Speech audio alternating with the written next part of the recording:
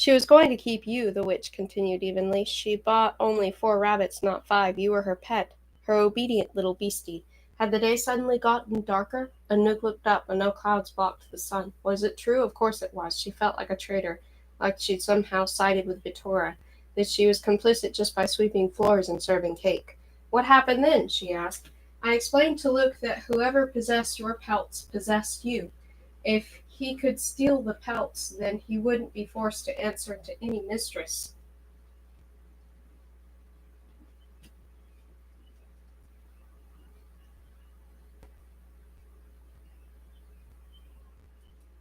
He left, and I haven't heard from him since. Of course, that advice was true only as long as your witch was alive. Now you have much bigger problems. Even if you had control of your pelts, the beastie spell would still expire at midnight tomorrow. They had entered the thorn garden, though Anouk had barely noticed. Do you have your pelts? The witch asked, but Anouk was too deep in her thoughts to answer. Luke had been trying to steal the pelts. Had Mata Vittora caught him? Had she killed him out of anger? Mata Zola suddenly took her arm, cupped her chin, and turned her face toward the warm sun. Breathe, my dearie. You look on the verge of shattering. You are each so strong in your own way. Bo has a steady strength like a tree. Cricket's is his bright strength like lightning. But your strength, yours is quiet. There's a reason magic is called whispers, not shouts. Whispers require a quiet soul, a still mind. I could train you. Teach you to truly handle magic, to be what you were meant to be. You're like these thorns, you know, dangerous by your very nature. The wind was picking up, clouds moving in. Think about it, little mouse, the witch said, but think fast. You're running out of time. She broke off a small handful of briars, flinching as one pricked her palm. A few drops of blood spilled out before she could press a cloth against the cut. She touched Anouk's cheek gently with her other hand, and then went back to the potting shed and shut herself up again. Anouk stood alone in the garden. Her mind felt whipped like cream, beaten to turn raw ingredients into something new, but what she wasn't sure. She tugged out a rag she'd stashed in her sleeve, knelt by the blood drops on the stone path, and began to clean, but then stopped. What was she doing? She cleaned because that was all she knew. Madame Torah had told her that she was a maid, and Anouk would have done anything for a scrap of affection. She thought back to the day Luke had killed the rabbits. He'd been out flower hunting at the market in the Marais, and must have stumbled on Madame Vittora and overheard their plans. But Anouk hadn't known that at the time. She hadn't thought twice to see Luke return from the market and slaughter the rabbits in the courtyard. It wasn't rare for him to bring home live crows for pie, live quail for roasting. He'd strung up the bodies in the kitchen. Her supper, he told her, rabbit stew. She'd cooked the rabbits without question, but when she'd ladled out the stew, Madame Vittoria had taken one bite and slammed the bowl on the floor, shattering it. She'd dragged Luke down from his attic and shoved his face in the scalding stew and broken shards of china. No matter how he pleaded that it had been a mistake, she'd beaten him. Later, Anouk had cleaned up the mess without question. You knew, didn't you? She whispered silently to Luke. You know those rabbits were meant to take our places. You slaughtered them to protect the others, but you couldn't protect yourself. She stood sharply. On impulse, she tugged black ribbon from her ponytail, letting her hair fall loose around her shoulders. At least she could breathe. At last she felt free of Madame Vittora, and now she knew what she needed to do. Little Mouse, Matazola had called her, as though the truth of what she was written on her face. Anouk touched her heavy jaw, thinking of those 5 pelts hidden away in the car trunk. The littlest one, gray and stiff with a rumpy pink tail. She didn't feel like a mouse, not at all. The dark thing inside her wasn't timid and plain, wasn't the type to skitter around the edges of a room fearful of every footstep.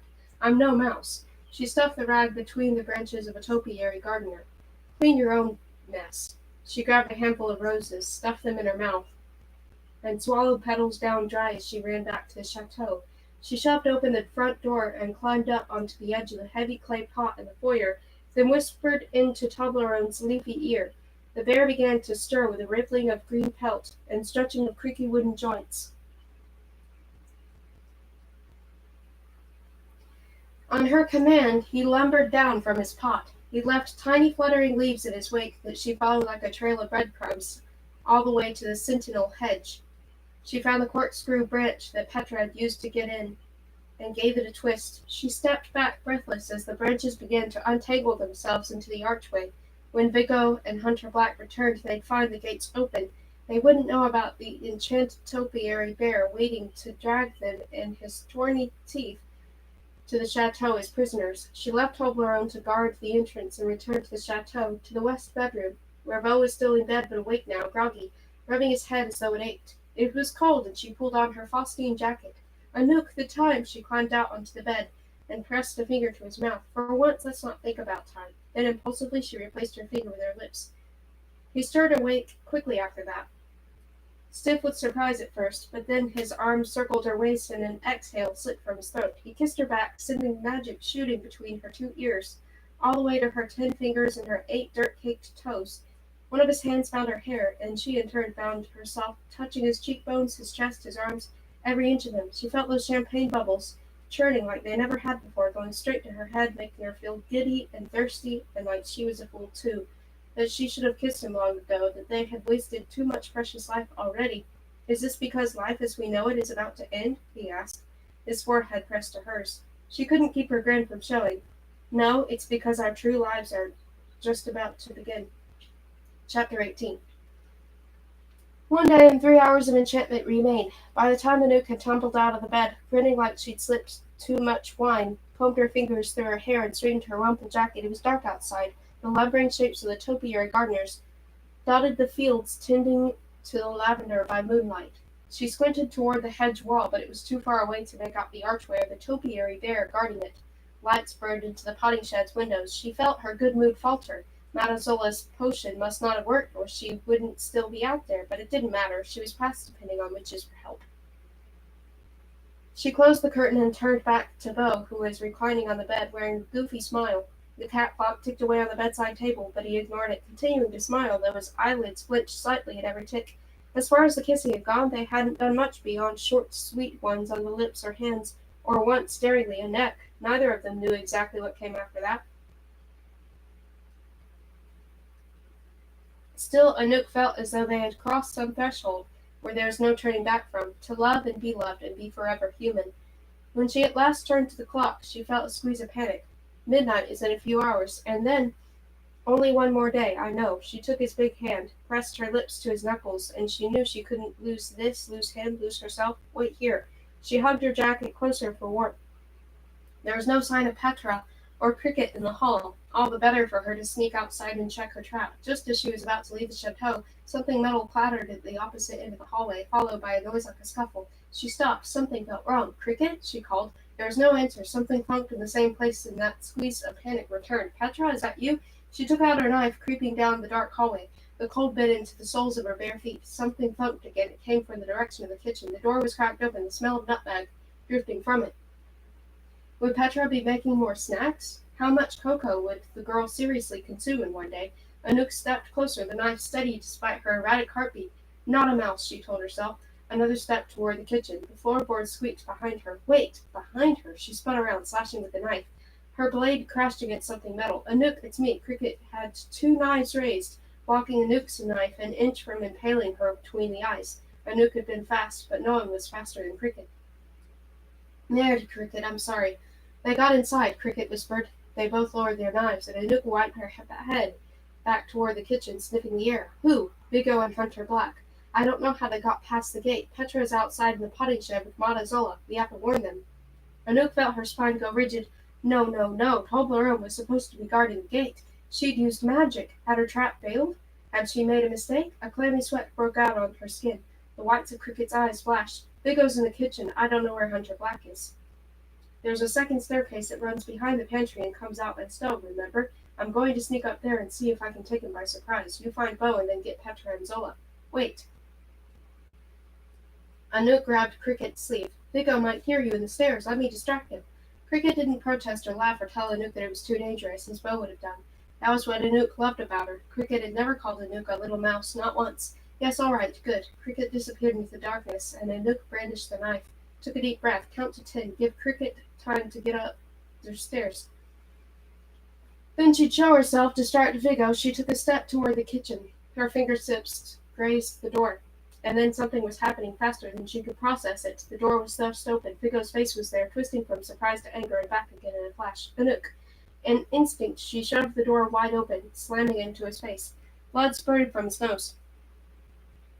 He let out a cry as she forced her way in and ran to the far end of the table. He pressed a hand to his bloody face. You broke my nose. He started for her with a growl, and she darted to the side, keeping the table between them.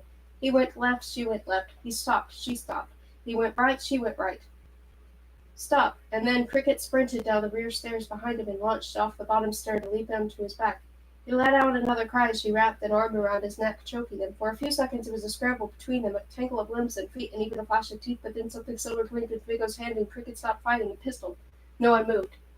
What were knives against bullets? Anouk had forgotten that Vigo was a pretty.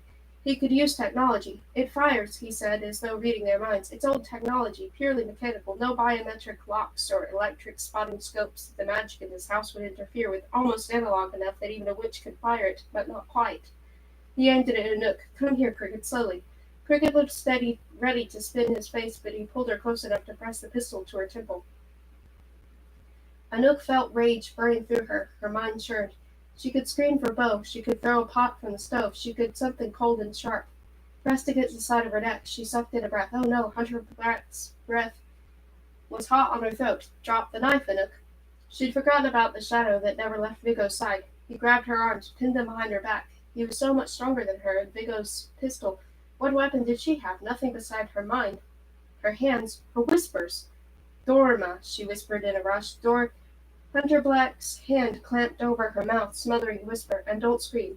Anouk sputtered against the palm, but he only pressed harder. She met Cricket's eyes. A look of understanding passed over Cricket's face as she realized what Anouk had been trying to do. She almost smiled. Cricket didn't have her mouth covered, and if the magic was what she wanted to do, this was her chance. She pointed toward Hunter Black. Dorma, she yelled. Dorma, silencia, etmata, etmata. Oh, merde, I don't remember. Anouk gave a muffled cry. It wouldn't have worked anyway. Neither of them had consumed a flower or anything containing life. She needed her mouth uncovered, and she needed something pulsing with life. Something like... Yes, she bit down on Hunter Black's middle fingers. Flesh caught beneath her teeth like a ripe apple. Her sharp teeth pierced his skin, and warm blood flooded into her mouth. He yelled and let her go, and she felt sick. Her mouth filled with his salty, too warm blood. She tried not to gag. Vigo looked aghast. You! Hunter Black clutched his bleeding hand to his chest, reaching for a kitchen towel, and Anouk knew what would happen next. He'd wind back his other hand to slap her, and he wouldn't stop hitting until she was broken on the floor. She swallowed down a mouthful of blood. Dorma, sonora pissimo, she choked out. Hunter Black dropped to the floor, like that. It happened so fast, so suddenly, that at first Anouk didn't believe it. She stared at his prostrate body, daring to poke him with a toe. Get up! Vigo looked horribly confused. Hunter Black, get up! That's what you deserve, Crenton. Cricket cheered. She took the opportunity to elbow Vigo in the stomach, then pressed one of her knives to his jugular and announced gleefully, Didn't think we could do magic, did you? Thought we were only good for making your bed? Or keeping it warm? She dug the blade deeper, and a prick of red appeared, which seemed to delight her. Now drop the pistol. He moaned weakly and obeyed. We should put him to sleep too, Anouk said, looking around for something else living to swallow. We could lock them in the wine cellar, somewhere they can't escape. She reached for a sprig of rosemary, but Cricket shook her head. Let me. She jabbed the blade deeper against Vigo's neck until a line of blood ran down his skin. She licked it and then made a face but swallowed. Now what do I say again? Dorma, sonora pissimo, Anouk told her. Dorma, Cricket muttered, jabbing the knife harder. Dorma, sonora pissimo, jerkwad. Vigo started to mumble a protest, but then slumped forward, falling asleep more slowly than Hunter Black, as Cricket's whisper hadn't exactly been quiet or precise. As he fell, his head collided with the hard edge of the kitchen sink with a nasty-sounding crack, and Anouk flinched, but Cricket's eyes just gleamed with dark delight. That was so cool, she cleaned and put away her blades. Is there a spell for smashing things like stupid boys' skulls? Anouk flexed her hands, trying to shake the odd sparkling sensation in them. The gaslight over the stove flicked on, and Beau stood in the doorway with wide eyes. What Maleficent is going on here? Get Hunter Black's legs, Cricket said. He still looked confused, but helped Anouk and Cricket dragged their prisoners down the wooden stairs to the wine cellar. If the upper portions of the chateau were old, then down there it was practically prehistoric. The walls dripped with unseen moisture, the foundation was crumbled from time. The door to the wine cellar was made of thick oak with a metal grate set into it like a prison cell's. It probably had been a prison cell once, Anouk figured. Cricket dropped Vigo unceremoniously on the floor. Beau shivered. It's freezing down here. They can cuddle for warmth. Cricket kicked Vigo's arm for good measure. How long do you think they'll be out? Not too long, I hope. Anouk thought of the clock several floors above, with its perpetual tick-tick-tick. She dusted off a wine barrel and dragged it beside the door, prepared to wait. And when they wake up, we've got to be ready. Cricket left to explain to Petra and Zola what had happened, and after a few minutes of shivering next to Anouk, Bo left to fetch the blankets and something warm for him and Anouk to drink. Nestling in her jacket, Anouk let out a long-held breath. They still had time, she told herself. The way she saw it, Hunter Black was one of them, and so that ticking clock meant just as much to him as it did to her. Come midnight tomorrow, he stood to lose not only himself but his abilities as an assassin and Vigo's protector, without which he had nothing. A moan came from the wine cellar. She jumped up. Vigo? She held a candle to the grate, but the light was too faint to see more than a few feet. Vigo, wake up, I need to talk to you. Hunter Black suddenly loomed at the gate so spectre-like that Anouk dropped the candle. She cursed and searched the dusty floor until she found it again, but she had no matches, so she swallowed a briar tangled in her sweater. Ouch! Incendiary, she whispered, and a flame flickered to life. Hunter Black eyed the candle warily, as though he didn't trust the magic he'd just seen. What do you want? A deal. It took effort to keep her spine straight, even though she was on the free side of the door, and he was locked inside. Hunter Black still had a way of making her feel rattled. I have a proposal for Vigo. He gave a cold laugh. You have no idea what you're going without Luke here to hold your hand. She narrowed her eyes. Despite all your glowering, you relied on him as much as the rest of us. I think you feel just as lost without him. Her gaze fell to the stitches peeking out from his shirt collar, and Hunter Black clamped a hand over them. Luke had done more than just stitch up his wounds. Luke had shown him kindness when the rest of the world had not. For a few flickers of the candle, it looked as though he wanted to get his hands around her throat, but then his face eased. Grudgingly, he asked, How is it possible? What? He nodded toward the candle. You cast magic, just now, and upstairs in the kitchen. Beasties can't cast magic. There was an edge in his voice that went beyond curiosity. She raised an eyebrow. I could teach you to cast a spell yourself if you'd stop being such a... Vigo shoved his face close to the grate, cutting her off. He'd mostly cleaned himself, but his hair was streaked with dirt. What's this about a deal? First tell me how you got past the hedge. Vigo smirked. I know a trap when I see one. We weren't about to stroll through an open gate. I might not be a magic handler, but I've learned a thing or two from the Hote. Witches know to add a stipulation to wall spells to prevent climbing over, but they always forget about under. We followed the hedge for 100 meters and then tunneled beneath it. And that ridiculous bear? He was only enchanted to keep us out. Once we were already in, Hunter Black made a quick work of him. Chop, chop. Guilt twisted in her chest. Toblerone was gone because of her. Vigo touched his throat. Hunter Black, I'm parched. Open one of these wine bottles. I saw a teacup somewhere in here. The tunneling at least explained the dirt in Vigo's hair, but now that she looked closer, it wasn't dirt. Several streaks of his fair hair were now nearly as charcoal dark as Hunter Black's. What happened to your hair? He tossed it out of his eyes. Like it? His smile was harsh. A witch's spells last only 3 days after her death. It's been 2. The spell is fading. He cocked his head. You didn't think my hair just happened to be the exact shade as hers, did you? He laughed coldly. She enchanted it afresh every year. Didn't want any reminder that I wasn't really her son, but some screaming, dark-haired baby she'd stolen out of a pram in the houseware section of Le Bon Marche.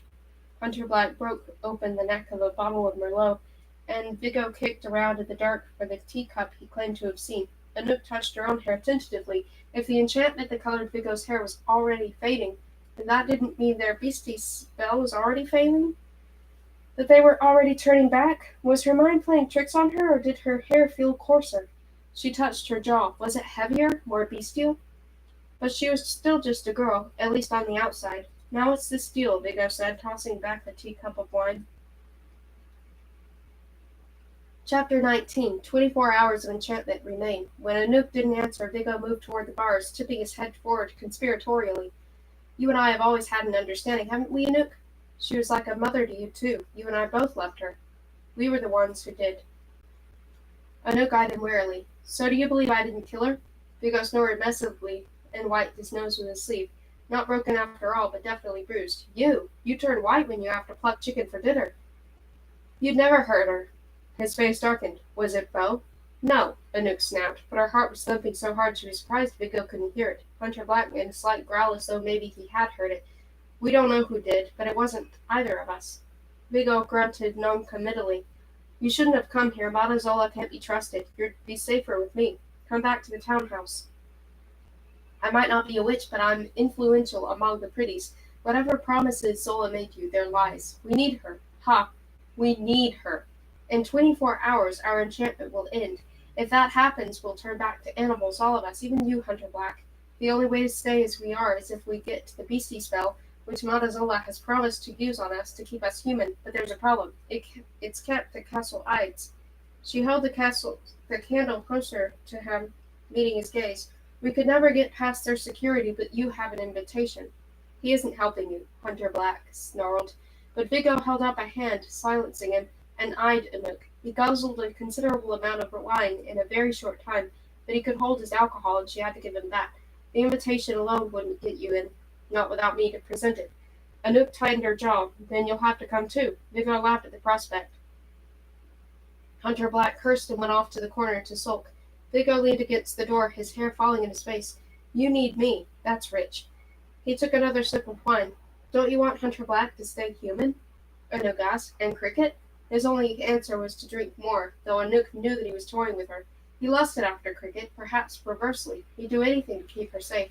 His china teacup reflected back the candlelight, and Anouk narrowed her eyes. That cup, show it to me. Raising an eyebrow, Vigo complied, holding it up to the grate. It was an odd design, not like the pretty's usual floral patterns. This one had sea monster tentacles amid delicate little ocean bubbles, a goblin design. Her stomach turned as alarm bells chimed in her head. She thought of those rumors of goblins invited to the chateau for tea parties and ending up as potting soil. She glanced again at the wine cellar's heavy door so like a cell's. Who else had been imprisoned here? Vigo scratched his chin, his eyes dangerously sober.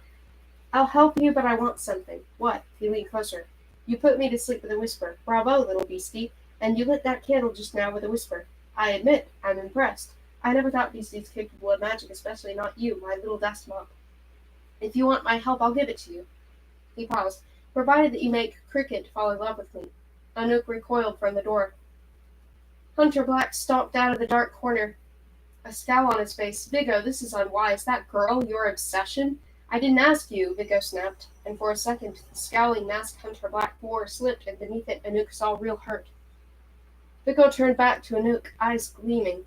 Do we have a deal? She didn't answer. It sickened her to think of Cricket gazing at Vigo with adoring eyes, and all because of Anouk. Could she technically even do it? She'd never cast a love spell before, and they were difficult, but she'd heard Mada's Victoria cast one. She knew the words to say and the ingredients to use, and Matazola could help her. Part of her almost longed to try. Forget it, a voice came from the cellar stairs. She won't do it. Bo joined them. His fists were clenched and his face looked grim. How long have you been there? Anouk asked. Long enough. Go to Vigo. We wouldn't do that to Cricket, right, Anouk? Anouk didn't answer. Bo spun to her. Right? She turned away from his hard gaze and those two blue eyes that showed his clear conscience, so sure that it was his job to shelter her from the big scary world. Ever since Luca disappeared, Bo had been trying to fill his shoes, but this was what Boo would never get. Luke understood that his doing was right, and doing was necessary were two different things. Her heart was pounding. She gripped the metal grate before she could change her mind. Get us into Castle Ides and give Hunter Black help if anything goes wrong, and I'll do it. Bo's jaw dropped. Anouk, you can't do this. Oh, Bo. He couldn't protect her from everything. Do we have a deal? She asked Vigo. Oui. Vigo reached his index finger through the narrow gate. Anouk hesitated, then wrapped her own finger around his. A handshake, or the closest they could manage, between prisoner and captor. Partners now. I need to gather some supplies, she said. We'll have to work fast. We're running out of time, and it's a long way back to Paris. Before you say anything, Anouk said at the top of the cellar stairs, holding up a hand to silence Bo, I'm not really going to do it. The tense set to his jaw eased, but his fists were still clenched. You said. I said that he wanted to hear. He'll get a spell, just not the one he wants. Bo didn't look convinced, kept eyeing her as though she were a different person than the girl in a ruffled apron who'd baked in muffins with crumbled sugar on top, and Anouk rested a reassuring hand on his shoulder. I would never do that to Cricket. You know that, Bo. But we need Vigo to get into the Castle Ides. We need Hunter Black, too. We can't rely on Cricket to be the only one with real fighting skills if things go wrong. Bo folded his arms and crossed his chest. So what, you're going to get Cricket to pretend to love him? Mon Dieu, no. She's a terrible actress. I have a better idea, though I'll need a wineglass and some of Petra's blood. Where is everyone? Outside. Zola wanted to close up the tunnel that Vigo dug before anything else could crawl through. Cricket's in the garden. She convinced Zola to lend her a book of spells so she could practice destruction tricks on some poor sapling. She really enjoyed knocking Vigo out. Good. She'll be distracted for a few hours. But she doesn't know about this yet, and I need for you to take down all the paintings in the sitting room that show the interior of Castle Heights. We need views of every room, every entrance. Without blueprints, it's the closest thing we have to a map. You're serious about this, then? Breaking into Castle Heights? I'm serious about staying human. Bo looked at the murky line of moonlight that slashed across the floor. We have 24 hours left. If this plan doesn't work, we're trapped in the city when our time runs out. It'll work, Anouk said. But we have to hurry. It takes 7 hours to drive back to Paris and the same to return here so that Mata can perform the spell. That gives us 10 hours to figure out the plan and actually go through with it. Bo let out a sigh to the heavens. Anouk headed for the foyer. She'd often sat with Luke in his attic rooms as he prepared the various potions that Mata Vittora's more complicated spells required, and while a love spell wasn't particularly challenging, it took just the right life essence ingredients in a particular balance, or the nature of love would be thrown off. Too much vervain, the lover would be aggressive. Too little sage would result in a short-lived crush. She needed the real thing, obsessive love, consuming love. She picked up the hedge clippers that Petra had left on the entry table and an old basket and went outside. How many mornings in the townhouse had she yearned to do this one simple act? Step over the threshold without needing anyone's permission. Such a small act, one that everyone else in the world took for granted. A gust of wind blew her hair back. She worked the franc coin in her pocket between her fingers. If tomorrow night came and they hadn't renewed their enchantment, would Luke, wherever he was, turn back into an animal too? She found Petra and Matazola by the hedge. Fresh soil had been churned up, presumably to fill Vigo's tunnel, and the hedge entrance was closed. She took another step and a branch snapped beneath her foot. Has your quarry awoken? The witch motioned to the fallen branches. They did a lot of damage getting in here. There was a hard note to her voice, and with a sick feeling, Anouk looked back at the branches underfoot, thorns and small green leaves like shaggy fur. She quickly stepped back. It was Toblerone, or what was left of him, since Hunter Black had chopped him into firewood. Toblerone, you enchanted him, I know, but you attempted to spell beyond your ability, and now he's gone. I'm sorry, I didn't realize. Let's just be a lesson, then. Spells are complex things. Magic isn't something to be trifled with. Members of the host spend decades, even centuries, studying the craft of casting, and you've been alive for what, 1 year? It's impressive that you can even manage a sleeping spell at this point in your young life, but don't get ahead of yourself. You have lifetimes' worth of knowledge still to learn. Matazola gave one final whisper as grass knit itself back over the churned soil, erasing every vestige of the tunnel. Anouk picked up a small branch lined with thorns, a wooden jawbone, or what was left of one. I need your help. She let the branch fall. And yours too, Petra. I have a spell in mind, but I'll need your blood. Anouk couldn't read Petra's face, but Petra glanced at Matazola, and some imperceptible understanding passed between them. Petra nodded. I'll be in my bloodletting room. She left Anouk and Matazola alone in the moonlight. Anouk fished a scrap of paper out of her pocket. It's a love spell. I've heard of Matazola whisper it before, but I didn't know how to do it myself. I wrote it down the best I could remember it. Matazola took the paper, lips moving silently as she read and then smiled. You'll need snapdragons. They spent the next hour gathering flowers and herbs from the garden, seeking out asters, cutting sprigs of bay laurel, gathering everything carefully to keep the buds intact, and then took their supplies to the potting shed. Prince Renard watched Anouk from a portrait hung up by the nail. She let her gaze trail over his slightly crooked nose, the deep-set eyes. It was infinitely easier to look him in the eyes, she decided, when she knew he wasn't looking back. A knock came at the door. Petra handed her a wine-glass full of still warm blood. Thanks, Petra, she shrugged. More where that came from. She looked pale. Anouk frowned in concern. Those cookies I made this morning. You should eat one. Sugar helps after losing blood. This brought half a smile to Petra's face. Not going to argue with cookies. She gave Anouk a nod. I'm keeping watch over your captives. They're getting very drunk. Vigo is, at least. She motioned to the far gardens.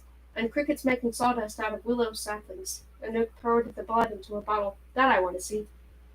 They made their way to the water gardens where willows lined an artificial stream. It might once have been a bucolic spot, but now shredded limbs and leaves littered the ground. It looked as though a construction crew had passed through. Cricket was attacking two remaining saplings at once. She was using a regular knife work on the tree at the left, slashing and slicing as fast as a crow could wing, while consuming eucalyptus leaves from a pouch at her waist and using their life essence to cast whispers toward the tree on the right. Mirrored slash marks cut across its trunk, though she hadn't touched it. Leaves rained down, though she was 10 feet away. By the time she was finished, both trees had been destroyed with alarming intensity. She hadn't even spared the stumps. Exactly which royal is she planning on using that spell against? Petra asked. All of them? She's not a fan of the Hote. Yeah, I gathered that, Petra answered. In the glen, Cricket lifted her knives and started in on another sapling. Inside, Anouk and Petra found Bo guarding the cellar door, sitting on a stool with a plate of cookies on his lap.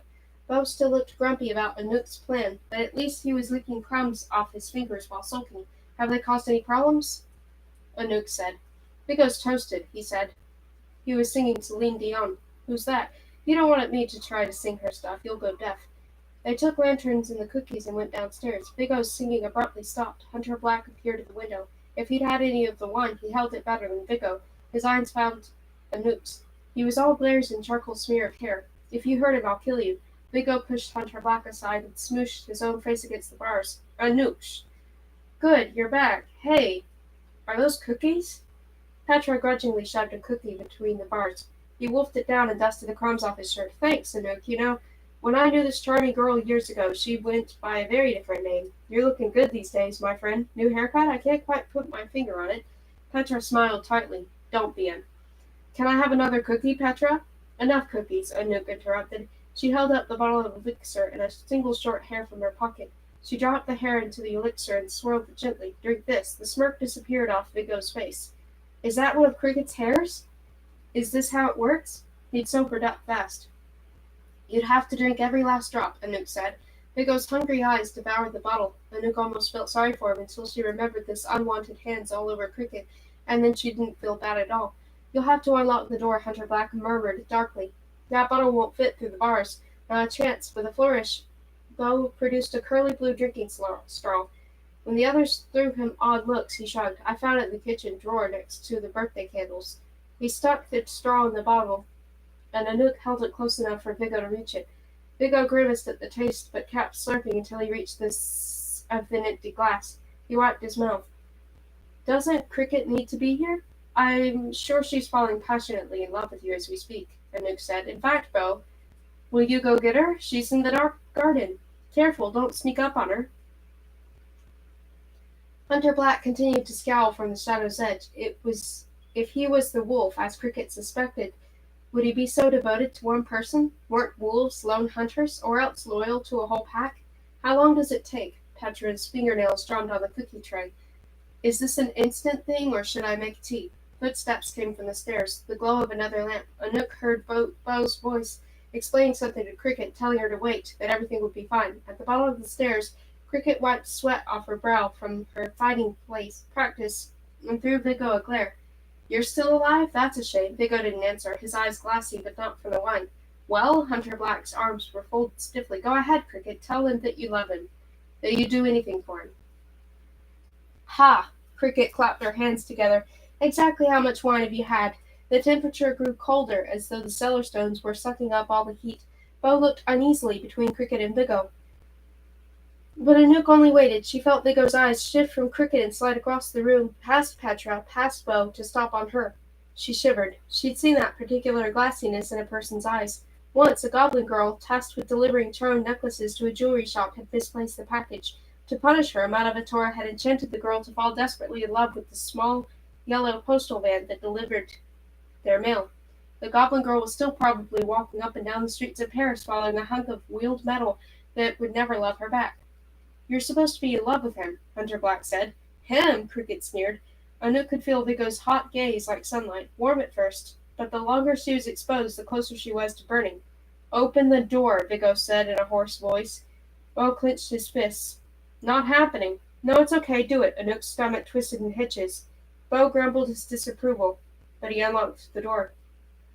Vigo staggered out. His clothes were wrinkled, his hair streaked and in disarray, but his eyes were alight.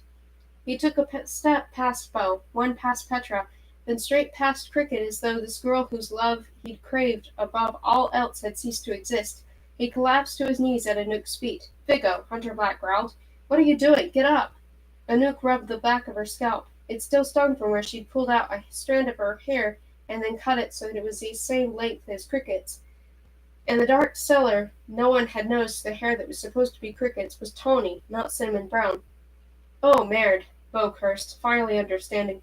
Cricket realized at the same time and burst out laughing. On his knees, Vigo bent to kiss Anouk's bare toes. My love, my angel, my dream, command me, because my heart is yours. Chapter 20. 21 hours of enchantment remain. No! Bo dragged Anouk to the cellar staircase, out of earshot of the others. Absolutely not. I'm not okay with this. How are you okay with this? I'm not okay with this. We don't have a choice. You made him fall in love with you. You, not with Cricket. Well, this is a good thing. He'll do whatever I ask. Matazola helped me rewrite the love spell so that it's a particularly devoted type of love. He'll fall all over himself to please me. You saw him back there worshipping at my feet. He's practically our slave, Bo spat the word. She rested her hands on her hips. Temporarily, we made the elixir potent, but not long-lasting. It'll work 2, maybe 3 days. We need only 1. Besides, how long have we been slaves to him, fetching him tea, polishing his boots, staying awake all night in case he passed out and needed to be carried to bed? Do you remember how he snapped his fingers at you like a dog? How he pawed at Cricket? It's only fair he gets a taste of what it's like to serve. Bo folded his arms. We aren't going to free ourselves by imprisoning others, even cretins like him. But Anouk knew that falter in his voice. Was he jealous? His confession was still fresh on his lips, as were their kisses from the night before. He had to know that this thing with Vigo wasn't real love. Still he glowered at the wall. She poked the top button of his shirt and said softly, Easy there, or I'll work the spell on you too. He caught her hand at the collar of his shirt and held it. On flat ground, he towered over her, but she was perched one stair higher, and for once they were eye to eye. It wouldn't work on me. You don't think me capable? Try all you want. Whisper the strongest love spell you know. They'd only be words. I'm already in love with you. Anouk felt her cheeks burn in that pleasantly unpleasant way. She wrapped her other hand around his, squeezed almost painfully. Tell me again that you didn't kill her. I didn't. Then who did? You know something. His jaw tightened. Something wavered in his eyes, and then he shook his head. Who else was in the house that night? Tell me, Bo. But he wouldn't. She let go of his hands, frustrated and a little angry. If he'd only tell her the truth, horrible as it might be, maybe she could return those words he'd said to her. Only a fool. I'm a fool. For now all she could do was look at him and see a person she might not know at all. We don't have time for this. She pushed past him down the stairs into the cellar, where Hunter Black was trying to reason with Vigo, who had for some reason collected a small pyramid of wine bottles in the center of the room. When he saw her, his face brightened. Anouk, my tresor, my cur.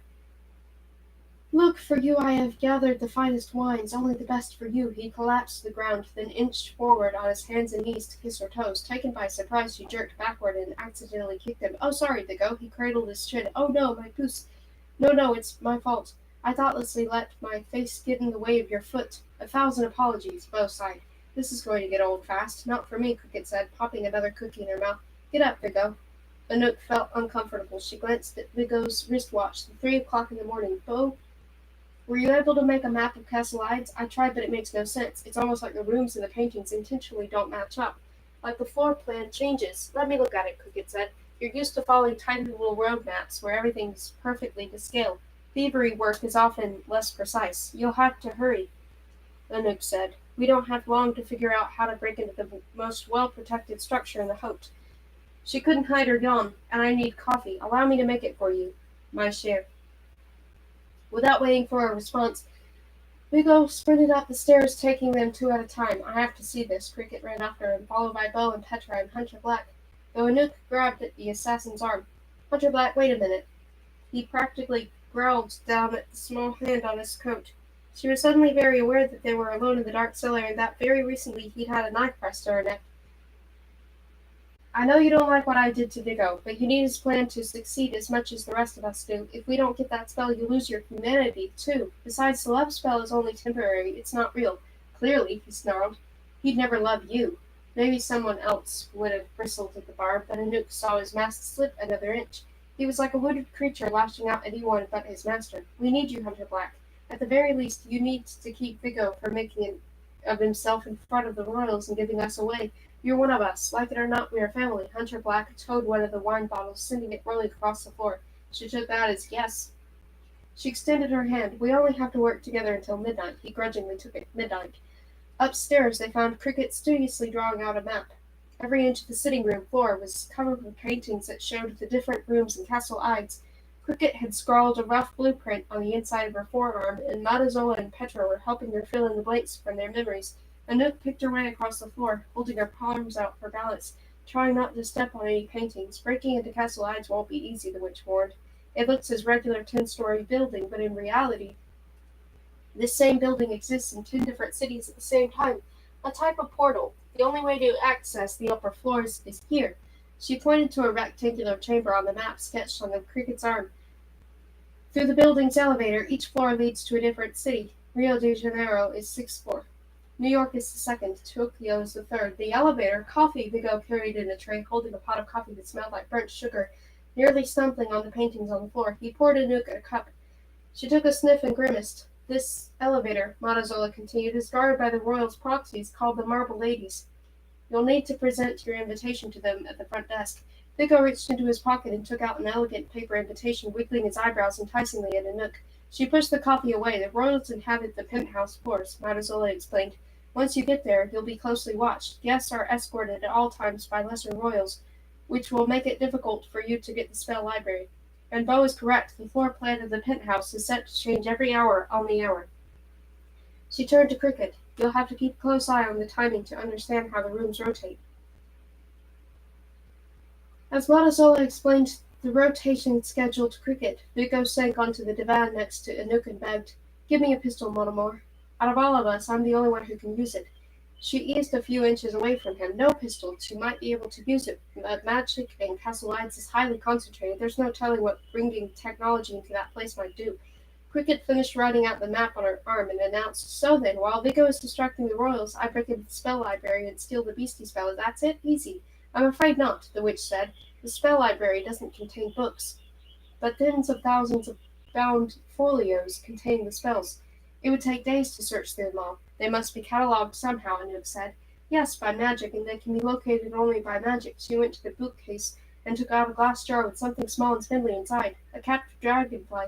I don't normally use insects. That's dirty goblin magic, but they have their uses. The royals use enchanted fireflies to locate spells, but this will do the job just as well. With a proper whisper, it will lead you to the correct folio.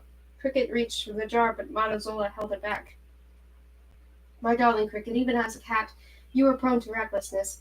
That might serve you for more action-oriented spells, but this one requires a quiet disposition. Anouk, you must perform the spell. I write it out for you. It isn't easy, but I have faith in you. Anouk carefully tucked the jar in her pocket. So all that's left, Cricket said, is figuring out how to sneak past Prince Bernard's own penthouse apartments and into the library without having escorts. Any ideas? The cat clock was ticking. They needed to leave soon. Let Beau drive like the wind. Make up for some precious lost hours. Anouk paced, stepping around the paintings like puzzled pieces, looking at the haunted faces staring back, the beautiful ballroom filled with the dancing royals and musicians to play for them, and servants. What was that? Asked Matazola. Anouk picked up the heavy painting of the ball. Look, these figures in the background, dressed in black. They're servants, aren't they? And servants don't have escorts. No one bothers to notice the maids. Even in the painting, they're just sketched in figures. That's how we get from the elevator to the spell library and back, disguised as servants. She turned to Vigo and Hunter Black. And once we steal the spell, I'll signal to you two that it's time to go. I'll bring a tray of tea to the salon. Lavender tea if everything is good, bergamot if there's trouble. We'll need maid uniforms, Cricket said.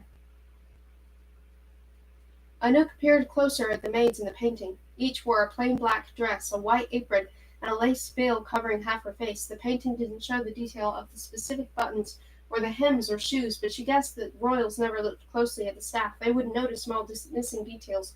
The bedsheets, Anouk thought. Those are white, and the curtains are dark velvet. Do you have needle and thread, Petra? Petra gave a laugh. Do I look like I do needlepoint? But then she thought, we have gardening wire. That'll do. We have to take down those curtains. They're purple, not black. A little magic can change that.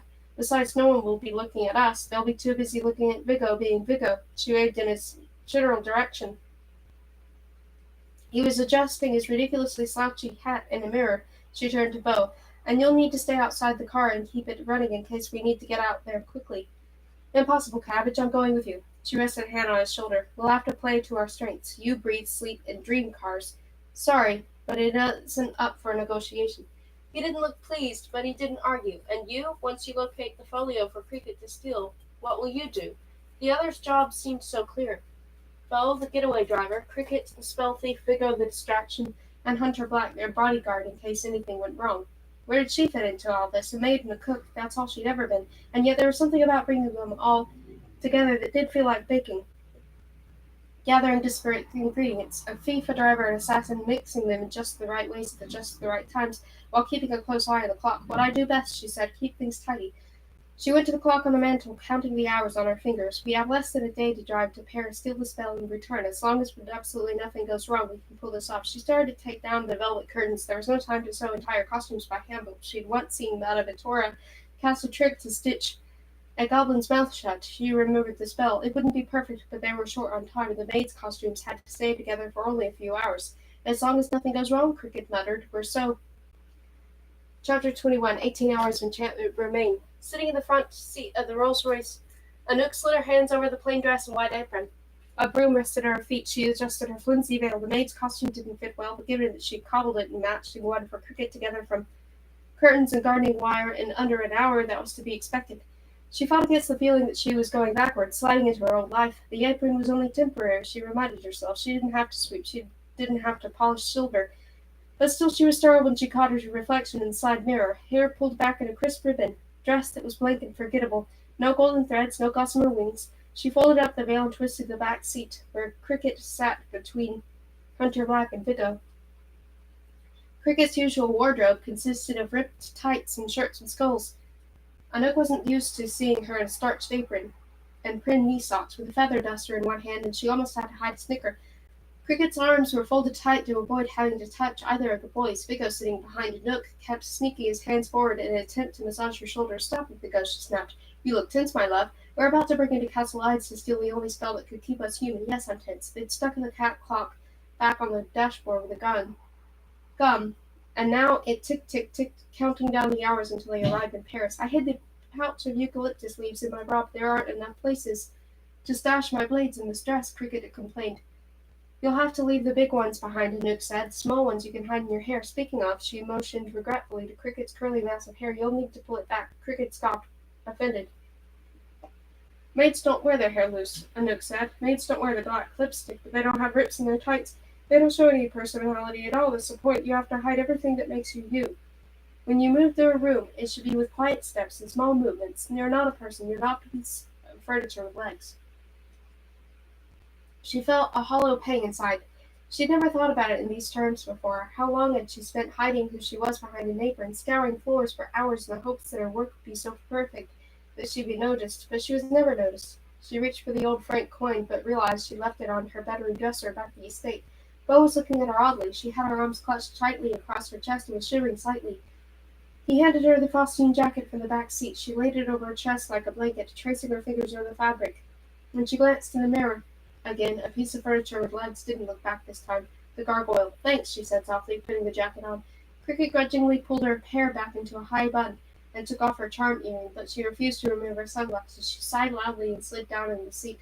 Her boot knocked against Hunter Black, and he kicked back. Watch it, he snapped. You watch it. Cricket held up a eucalyptus leaf threateningly. Or I'll use the cutting spell on that greasy hair of yours. I wouldn't do that, Cricket, Bo warned.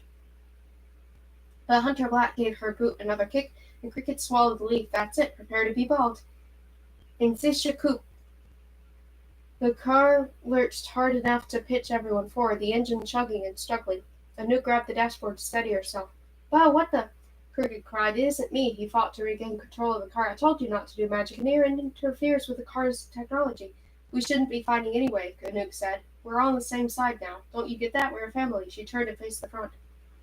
Two hands snaked up to her shoulders and started kneading her tense muscles, and she whipped around again. Vigo, I said no massages. She exchanged an exasperated look with Bo. Witches' boys these days, he lamented. They rode in silence to the French countryside, and Anouk watched the world pass by.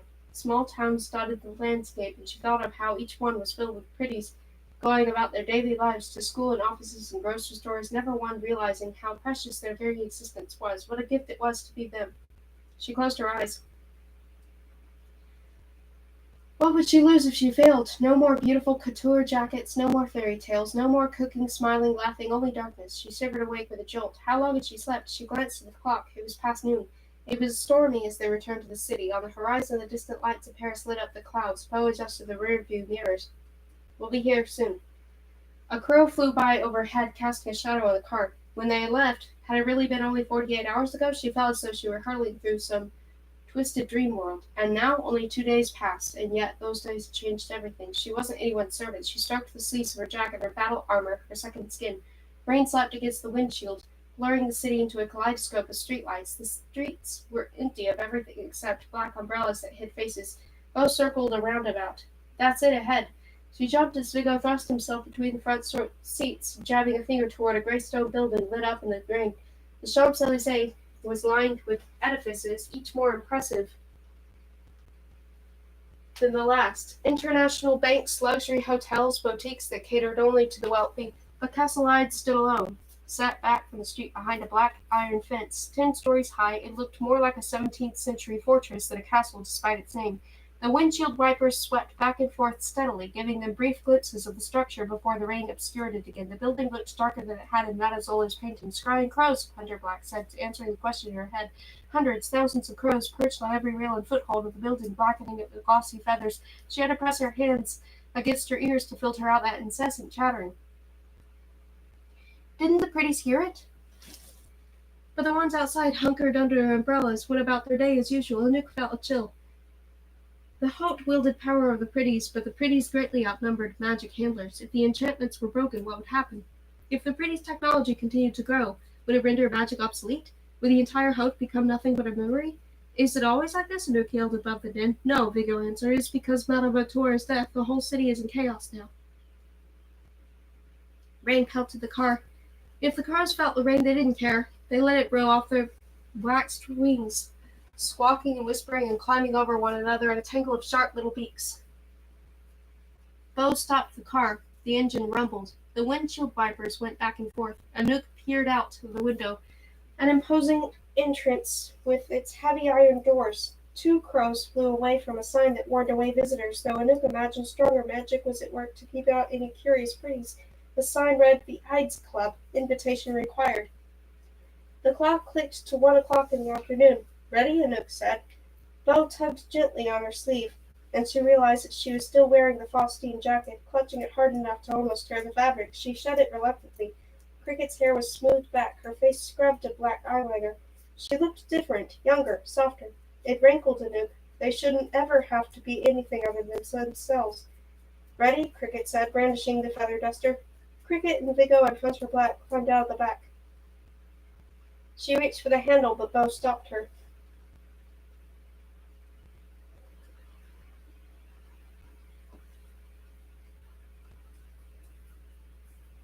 "Wait." The rain kept pelting the car, the windshield wipers sweeping it away. She felt as though they were back in that car wash with the Marais where he'd promised her that everything would be okay. He reached into his pocket. "For luck." He handed her the franc coin she found in the Chateau de Mille Fleurs. She gasped. "Luke's coin." "You left it on the dresser. I thought you'd want it with you. This way, it's almost like he's still watching over you." She leaned across the dash and planted a soft kiss on his cheek. "Thank you, Bo. Be careful, Cabbage. Come back to me. Always." She strung the coin on the chain around her neck, took her broom, and climbed out of the car into the rain. It was cold, and she dashed to the covered porch, where the others waited, collars turned up against the rain, a thief, a witch's boy, and an assassin.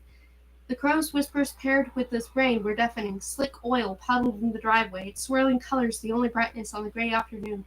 Thunder cracked, and a flock of the crows alighted on a statue by the front door. Renard's granite face looked out of repairs. She shivered again. "After you, my love," Viggo said. He held open the heavy iron door. The others hunched into the rain, waiting for her. She darted inside. The foyer was startlingly bright. White marble floors, white columns, white molding on the ceiling. Even the gaslit chandeliers were glitteringly bright. A wall of glass cut through the center of the room, separating them from the steam-powered elevator, and broken only by 2 small vents at the top and a glass turnstile in the center. "They must have a good maid," Cricket observed of the pristine room. "Shh!"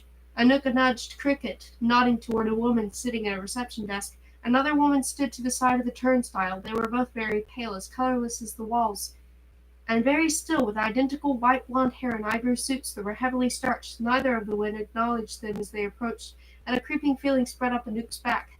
There was something wrong with them. They didn't move. "Don't worry," said Viggo. "Stay Say whatever you like, they can't hear us. None of them are real. He gestured to two more women on the far side of the glass that Anouk hadn't noticed. What do you mean, not real? He fumbled in his pockets for his invitation. These are the marble ladies. They're enchanted statues. They don't think or care what we say as long as we have an invitation. He found his invitation and presented it with a flourish. The woman at the desk snapped to attention with mechanical precision, inspected his invitation, and then abruptly stood. Anouk gasped. The woman's back. It simply wasn't there. The receptionist was only half a person, the front half like a relief statue carved from a block of stone. What if it doesn't work? Anouk whispered. Why wouldn't it? Slowly, the receptionist's white eyes lifted to Vigo. Welcome, monsieur. Vigo smirked and started to enter the turnstile, followed by his shadow, Hunter Black. But with the receptionist slammed a hand into Hunter Black's chest with enough force that the air rushed from his lungs, another one of the ladies lunged out of the shadows and grabbed Cricket's wrist. Vigo stepped back from the turnstile. Hey, relax, he said, making a calming motion and gesturing between himself and the others. They're with me.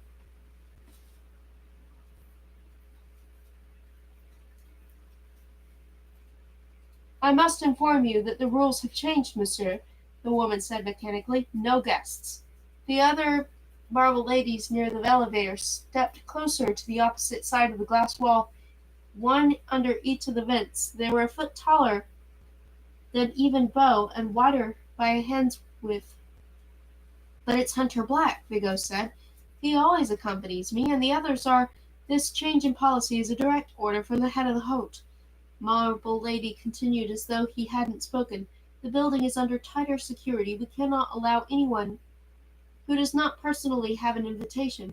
Vigo glanced back at Anouk. Any ideas, my love? Anouk thought. The glass wall prevented them from making a mad dash to the elevator, and it was too high to climb over. In every good recipe there had to be an adaptation. Room to substitute one ingredient for another, adjustments to be made in the event of a pot boiling over or a shortage of salt. She could do this. Do you want to hear a story? Luke's voice came to her. And just like that, she was back in her turret bedroom, cuddled under the quilt as thunder cracked outside. Luke sitting cross-legged on the foot of her bed, with a mug of tea that steamed delicate tendrils around his face. Once upon a time there was a girl locked in a 1,000-foot glass tower. The prince of a warring country intended to keep her there until she agreed to marry him. No way out, no way down, not even bed sheets to tie together for a roof. Luke had smiled. Do you want to know how she escaped? Anouk thought of the story of the girl and inspected the wall of glass, keeping them from the elevator. I have an idea, she said, eyeing the stiff marble ladies. But you aren't going to like it. Chapter 22. 10.5 hours of enchantment remain. As soon as Anouk told them her idea, both Cricket and Hunter Black scoffed. I told you that you wouldn't like it, Anouk replied, but then warily eyed the marble ladies on the opposite side of the glass wall. You're sure they can't hear me? No ears, Vigo said. He was right. Their carved hair covered the place where ears would have been. Well, Anouk said, the invitation will let in one person, the bearer of the invitation, but here's the thing. It doesn't specify who. So we go in one at a time, then pass the invitation back to the next person. We can't pass an invitation through a glass wall, Cricket said, and the marble ladies are too close to the turnstile for us to pass it through that way. That's the trick. It's like Luke's fairy tale about the girl in the 1,000-foot tower. Remember how she got out? Cricket shook her head, looking blank. Luke never told me that one. Hunter Black groaned. He clearly knew it, and he knew what Anouk was referring to. You and Hunter Black have to work together, Anouk explained. In the story, the girl is an excellent climber, but she can't escape on her own. The glass walls are too smooth to climb down, and the trapdoor to the tower roof is too high, so she comes up with a plan, and the next time the prince comes to ask her to marry him, she drags him with willow bark scraped straight from the bedpost, then leans his sleeping body against the wall and uses it to climb to the roof. She's rescued by something, then. A dragon, I think. A griffin, Hunter Black corrected her. At least get the details right. Anouk rolled her eyes. Well, I propose the same. We can't climb sheer glass, but we can climb them, the marble ladies. You're both in excellent physical shape, Hunter Black. You go through the turnstile, then climb up the marble lady on the opposite wall, and pass the invitation through that vent back to Cricket on the other side. We don't dare drop it. It could get sucked up in the elevator machinery. She'll give it to Vigo to go through, and we'll repeat everything, and then I'll go through, and then Cricket. Cricket snorted. Climb those freaky statues? That's a death wish. You heard Vigo, Anouk continued. As long as we obey the rules, they won't interfere. And we aren't breaking any rules. Besides, I've seen you scale the courtyard wall just to break into the kitchen and steal a slice of cake. You're an excellent climber. Fine, Cricket said. She ripped the veil off her head and stuffed it in her apron.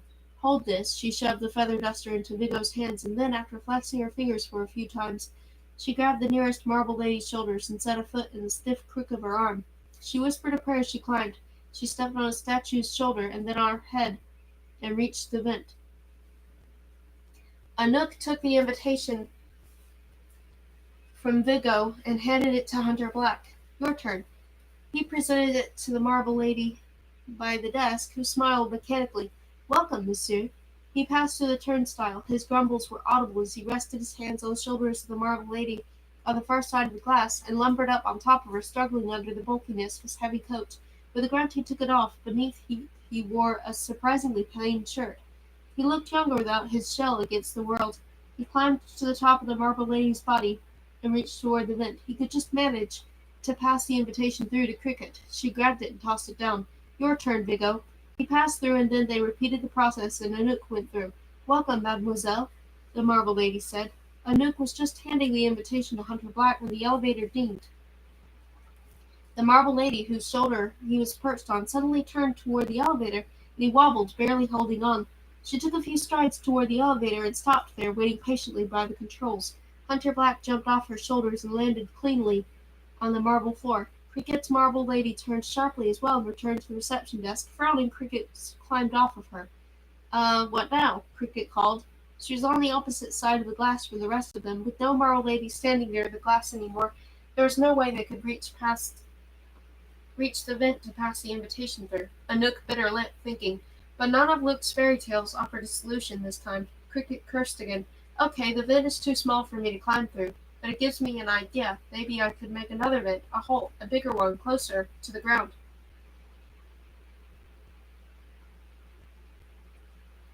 How? Hunter Black asked skeptically. Cricket cracked her knuckles. I didn't learn that cutting whisper for nothing. I've only cast it on wood, but I don't see why it wouldn't work on glass. Even if you can, coming in any way other than the turnstile is against the rules, Vigo pointed. They'll stop you. Ha, but they'll have to catch me first, and you'll get in the elevator and hold it open. Anouk hesitated. No, it's too risky, but an idea was starting to form in her mind. Cricket could use magic.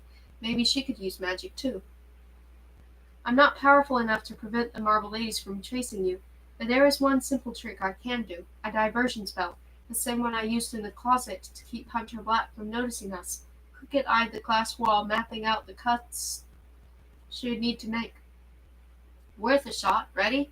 Anouk nodded. She, Hunter Black, and Vigo piled into the tight elevator, which was made of mirror that reflected back their faces. There was a glittering chandelier overhead, and a panel of brass buttons, 1 through 8, and a single button above that labeled Penthouse Escorts Required. The doors started to close, but Hunter Black held them open. Cricket closed her eyes, swallowed a eucalyptus leaf, and began whispering the Silentium Vox. An almost imperceptible line etched itself in the glass wall, turning at a 90-degree angle and then turning again until it was rough square. Get ready, Cricket told them. She gave the glass a gentle tap with her finger. It hit the floor and shattered, sending broken glass everywhere. The spectacle didn't go unnoticed by the marble ladies. As one, they stepped toward the glass wall. Now, Anouk, Cricket cried. Anouk hissed a breath. She had seen how fast the marble ladies had grabbed Hunter Black. If they seized Cricket with those stone hands, she thought of the bird she'd once seen caught under a car on Rue des Monts, crushed. Non avis illa, non avis illa spero. The marble ladies slowed, but didn't stop entirely, as though they had simultaneously realized they'd forgotten something important. Cricket moved fast. First an elbow through the glass hole, then her head, then left shoulder, then the right, then torso. Then she was stuck to her waist and had to suck in a breath to squeeze her hips through. As soon as she touched the floor, all 4 marble ladies' heads whipped around as though they had felt the vibration. They all focused intently on her, no longer forgetful. Anouk's spell was fading. Hurry, Anouk yelled. The marble ladies moved in a flash. The 2 by the elevator lunged forward lunged toward Cricket with startling speed. The one by the desk shoved through the turnstile, coming after her. Cricket dodged the closest one, then jumped up onto the back of the other, using the momentum to spring high enough to reach the chandelier. The receptionist she'd used as a springboard reached for her, but she twisted her feet out of the way just in time. Anouk whispered again, "Non avis nos, non avis nos sparrow," but they barely paused this time. The spell didn't work the same on stone creatures as it had on Hunter Black. Cricket swung back and forth, building momentum, then let go of the chandelier and went hurtling toward the elevator. The marble ladies lunged for her again, but she crashed into the elevator. Vigo and Anouk caught her as they all fell back against the mirrors. Hunter Black let the door close. He released it. For a few seconds, the steam-powered gears clanked, and Anouk felt her heartbeat pounding harder than it ever had before. The doors were closing too slowly. The marble ladies were coming for them too quickly. They were 3 steps away, now 2. Anouk brandished her broom, her only weapon. The door was still open, 2 inches, then 1, then closed. Cricket let out a cry of relief, sagging back against them. "Quick," Anouk said. "Get ready. Put your veil back on." "Don't I get an amazing work, Cricket? Congratulations on doing magic." Anouk grinned at her and on. "Amazing work, Cricket. Now as soon as the doors open, everyone get your heads down, your eyes low. Vigo, you distract the escort so that Cricket and I can slip away and join the other servants. Yes, but first, my love, a kiss before we take this risk." He leaned in with lips pursed, and she sputtered and pushed him away. "Vigo, gross, we don't have time for this." "I must have one, you heard her," Cricket roared. "Hands off." She shoved Vigo, and he fell back against the wall. A low ding sounded. Everyone froze. "What was that?" Hunter Black snapped. Vigo's face went slack. He straightened, fixing his knit cap sheepishly, and turned towards the elevator controls. The 4th-floor button was lit. "Merde," he cursed. "It's Cricket's fault. She pushed me, and you get only one try, only one floor. You can't just bounce around from one floor to another." "What do you mean?" Anouk said. "Wrong button," Vigo said. "We wanted the penthouse." The round button for the 4th floor glowed brightly. "What's on the 4th floor?" Anouk asked with dread.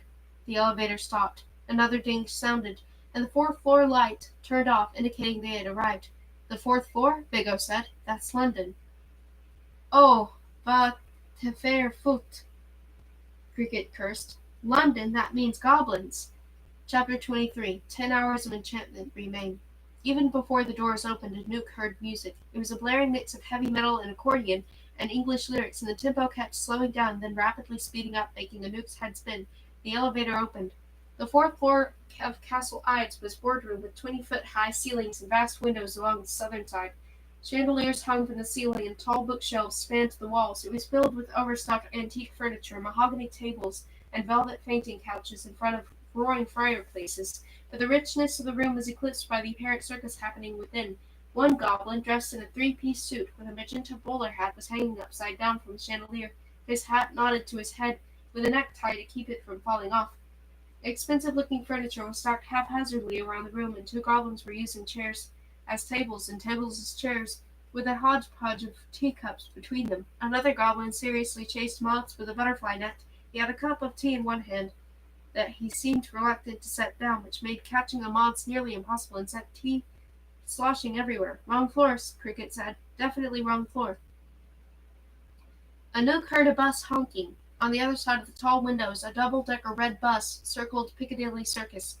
London was just a magical breath away. London was where the goblins had consolidated what remained of their society centuries ago, when witches had launched a bloody campaign to round up the good-natured creatures and force them into servitude.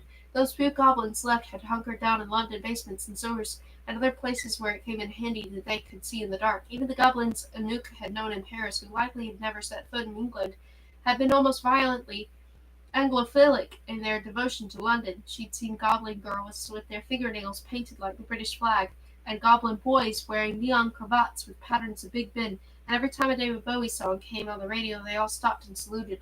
"We shouldn't be here," Hunter Black warned.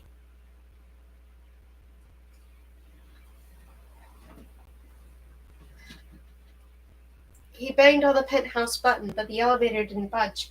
Cricket pounded on the other buttons uselessly. "There must be an emergency staircase, right?" Anouk said. "If there was," Cricket muttered, "I'd be afraid it would lead to Antarctica." "They've noticed us," Vigo announced, seemingly amused. Anouk whirled back toward the boardroom. 2 goblins in velvet armchairs were looking up now, teacups poised mid-sip. Even the goblin hanging upside down from the chandelier watched them. A pair of goblins leaning over a table glanced up, each wore a monocle. making one eye look twice as big as the other. The pointed ears wiggled slightly. With a start, Anouk realized they were sort of like dead insects, grasshoppers, flies, spiders, and moths, like the ones the goblin with the butterfly net was trying to catch. They were filling glass jars with their wings. Anouk looked down at her feet. A spider inched toward her Oxford shoe. She used her broom to nudge it away. Abruptly the music stopped. A particularly colorful goblin appeared seemingly out of nowhere, grinning. He was short, with light brown skin, and had a golden undertone and eyes that seemed to be big, and he was wearing a maroon three-piece suit with a blue cravat. Fastened to his belt loop were at least a dozen brass pocket watch chains attached to various objects tucked in pockets. He sipped from a teacup that was also secured by a chain to his belt. He had a broken heart tattoo on the back of his hand, and Nook thought she remembered seeing that somewhere before. Lost, are we? He had a British accent, a diabolical grin, and a pet rat perched on his shoulder. Yes, she stuttered, clutching her broom. We meant to get out of the penthouse. He took another slow sip of tea, mouth curled in a knowing smile. A witch's boy and assassin, a pair of maids to get out the wrong floor. Another sip. That's the start to a good joke, don't you think? Or maybe a bad one? Behind him, the goblin hanging upside down from the chandelier let out a high-pitched giggle. We were requested, Anouk sputtered, thinking fast. Big mess. Something about an accident in the kitchen? Soup everywhere, lots of extra hands needed to clean it up. A soup explosion! My, how dire! Anouk gripped the broom tighter. One word from the goblins could sound the alarm. Their plans would be ruined. Cricket's hands were flexing. She was ready to reach for her knives if needed. Perhaps I may be of assistance. The goblin drained his teacup, then produced another object from his pocket that was also fastened by a chain to his vest. A golden key. The goblin leaned into the elevator, slipped his key in the upper slot, twisted it, and pressed the button for the penthouse. He replaced the key in one of his many pockets. The doors began to close, and Anouk felt a flutter of uncertain relief. Had it really been that easy? Until the doors were nearly shut, and the goblin in the blue cravat shot out a hand to hold them open. He pressed his face to the narrow crack. The name's Tenpenny, by the way. I run the London room. Stop by on your way out. We're having a party. All are invited. A fly landed on Tenpenny's cheek, and his bulging eyes slid to it. He smiled, his makeup giving him a somewhat maniacal look. He petted the rat on his shoulder. He stepped back and offered them a little toodaloo wave as the door shut. The elevator jerked and then started to rise. Cricket let out a breath. Is it just me, or did that feel too easy? Like they're sounding the alarm right now. Too easy. She shuddered like she'd walked through a cobweb. It wasn't just Cricket, and something about the goblin had seemed familiar. Had he visited the townhouse? Anouk ran over her hair and the veil, and straightened her dress, tried to look normal. Don't worry, my love, the goat breathed in her ear. Goblins don't care for inserting themselves in politics. He tried to put his arms around her, but she swatted him away. Cricket, what's the time looking like? 9 hours till midnight, and 7 hours to drive back to Montelimar. We'll have to hurry. I don't trust those goblins aren't going to give us away. In that moment she yearned for the simplicity of Montezola's estate. Rich soil and lavender, the hallways in need of a good dusting. She smiled to herself, thinking of it.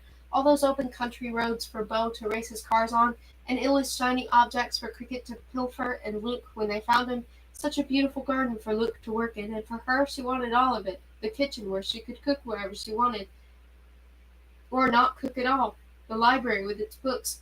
The fields where she could spend all day in the sun and night beneath the stars. Her hands were sweating on the broom. My love, the goat purred in her ear, before we reach the top, I must declare that I love you as the grass loves rain, as the birds love the wind. Can it, Figo? The elevator stopped. They all went silent. For a second, no one moved. The elevator's mirrored walls reflected the faces of misfits and nobodies. The doors opened onto an eerily calm foyer. Anouk could hear voices and footsteps in distant rooms. Mahogany panels lined the walls along with the chandeliers and fine sconces. Nothing eclectic. Nothing electric, just like in the townhouse. The floor was made of intricately inlaid wood, and everything was spotless. Not a single cobweb or speck of dust. Cricket rolled up her sleeve to reveal the map she'd pinned on her forearm. We're here. She pointed to a place at her inner elbow. The elevator foyer. It's near the start of the hour, so the floor plan won't change for about another 50 minutes. The royals will be in the west salons, Vigo said. They retire there after lunch. Out of all of them, he was the only one who didn't look terrified, though his eyes held that feverish, enchanted sheen. His life wasn't at risk, despite all the protestations and the promises he'd made Anouk. He wasn't in danger of turning into anything, but what he already was, a spoiled boy, richer than a king, who had never had to do a true day's work in his life. I think the salons are that way if I have the time right. He jerked his head toward the opposite hallway. Cricket rolled down her sleeve as another maid approached the elevator, but the enchanted pretty girl didn't look up, her head cast down, eyes half hidden in a lace veil. I'm to take you to your escort, she said quietly. Go, Anouk said to Vigo and Hunter Black, and she muttered quietly to Hunter Black, make sure Vigo doesn't do anything stupid. If he doesn't, they'll know for sure that something is wrong, Cricket added under her breath. Vigo opened his lips, probably to recite some love poem to Anouk, but Hunter Black slammed a hand over his mouth. He gave Anouk and Cricket a grudging nod. Be careful. Oh, it's almost like you care, Cricket said. He scowled and dragged Vigo down the east hallway after the maid. They disappeared around a bust of Prince Renard. Right, Cricket said. Let's get the spell before the two of them everything up, as they inevitably will. They hurried down the west hallway, past more marble busts of bygone royals with plaster eyes that seemed to follow them.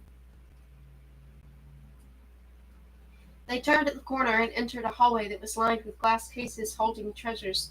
Cricket's fingers twitched as they passed by golden robes and jewels, and oddly mundane objects too. A threadbare stuffed rabbit, an empty soda bottle, a dented watering can. What are they? Anouk whispered. Artifacts, Cricket replied, her eyes gleaming. This was how the royals took power of the great pretty leaders, not with wars or jewels, but with regular objects imbued with magic. Objects no one suspected. That pair of scissors, it was slipped into Napoleon's suitcase and inspired him to wage war against Russia. They passed more objects, a postcard from Egypt, a bird's nest, a pair of red socks. A butler came down the hall, and Cricket feigned cleaning with the cases. With her feather duster, she didn't have bothered. The enchanted butler paid them no attention, his lips moving in silent whispers to himself. Cricket consulted the map on her arm again. Merde, I'm sweating and it's making the ink run. It looks like the library's down this hall on the left. On the right here, these big doors, this is Chez Blanche, Prince Renard's private apartments. Anouk felt a wave of apprehension, but it was mixed with curiosity. There, through those ancient doors, not gilded like the others, was where Prince Renard laid his head at night, where he looked over his city, where he hung the scrying portraits through which he watched his private world, and maybe had even watched her dusting. She tripped on her shoes and bumped into one of the glass cases. It didn't topple, but the gardening wire she'd used on her uniform snagged and tore. Part of her apron ripped, and she cursed. The costume needed to last only a few more minutes, just long enough to... This door, Cricket said. Wait, no, that's a freckle. That one. She pointed to an opulent gilded door with rich blue trim. Anouk gave a fleeting final glance at the opposite doors, the ones to Renard's apartments, and then slipped her hand into her apron pocket and clutched Madazola's jar with the dragonfly. The finding spell's whisper was poised on her lips. Trauba, Traubwa, and Cantio Bestia. The dragonfly would lead them through along the shelves, past folios of love spells and healing whispers, of potion recipes and invisibility chants, right to the very folio, one of 10,000 that was the means of their existence. This is going to be a theft for the ages, Cricket said, rubbing her hands together in delight. She started to push the door open, but a voice spoke at their backs. You two, turn around. Anouk froze. She knew that voice. The deep tone that was both casually unassuming and undeniably powerful, a voice that had once whispered into her ear that wasn't made for sweeping floors. Didn't she know that? Her lips parted. She gripped the broom hard. Prince Renard had given an order, and no one disobeyed the prince. Chapter 24. 9 hours of enchantment remained. He wasn't dressed in jeans and a scarf this time. He looked as though he had stepped straight out of the portrait hanging above Montevattora's mantel. He was wearing a frost gray suit, with threads as fine as spider silk. A crown of golden briars circled his head, the points catching the hallway lights as though he had managed to ensnare little pieces of stars themselves, and those eyes that seemed to follow her as she had cleaned. Not flat chips of paint now, but the blue-gray shade of the sea, where it dropped into unknowable depths. Impossible to capture with a paintbrush. His hair, though, was still the slightest bit mussed. Cricket lowered her face so that the lace veil hid her features. and nudged Anouk, who quickly did the same. "Your Majesty," Anouk whispered.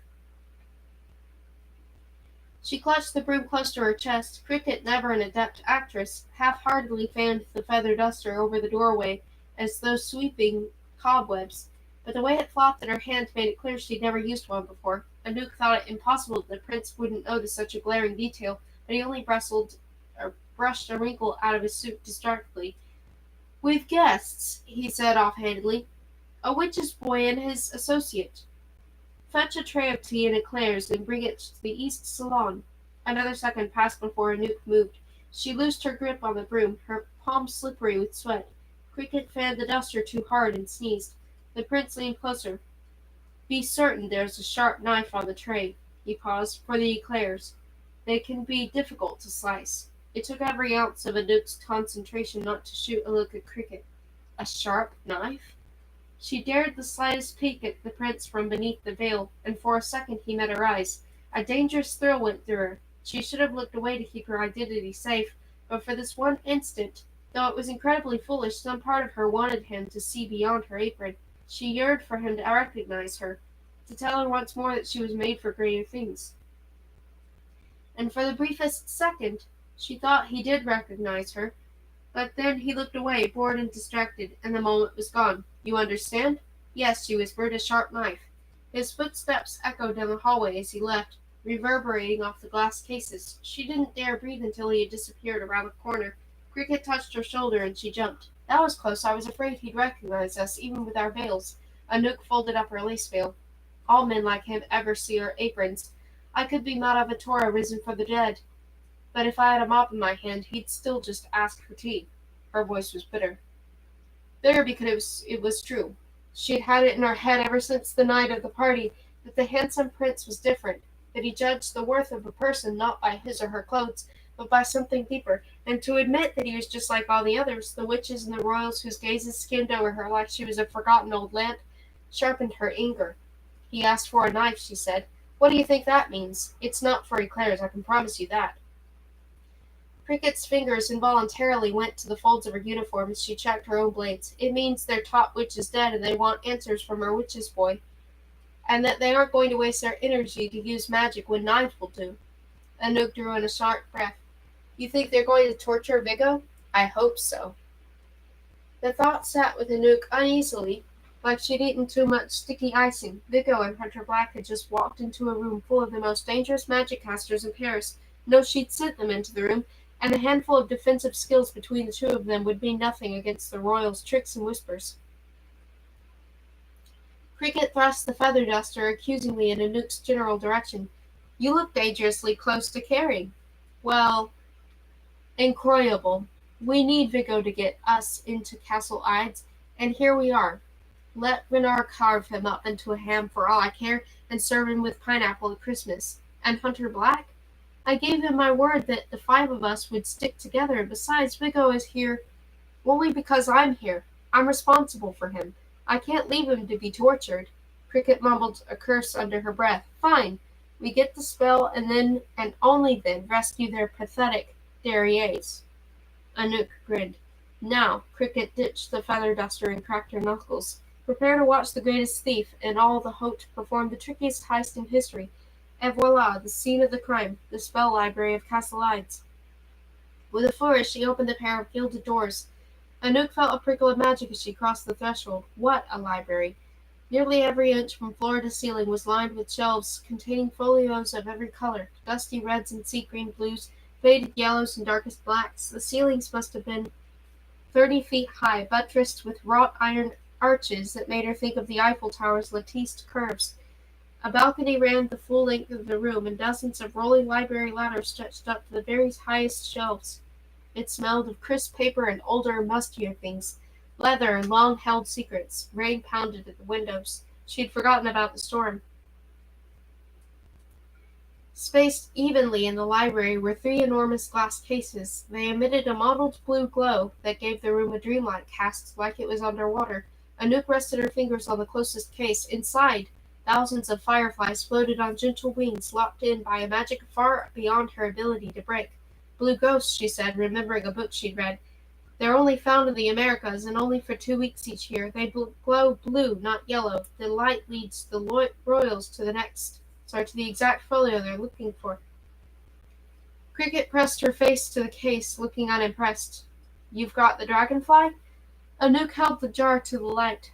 The trapped dragonfly inside its only movement, a slight pulsing of its elongated body, might not have been magical or rare, but it had its own beauty.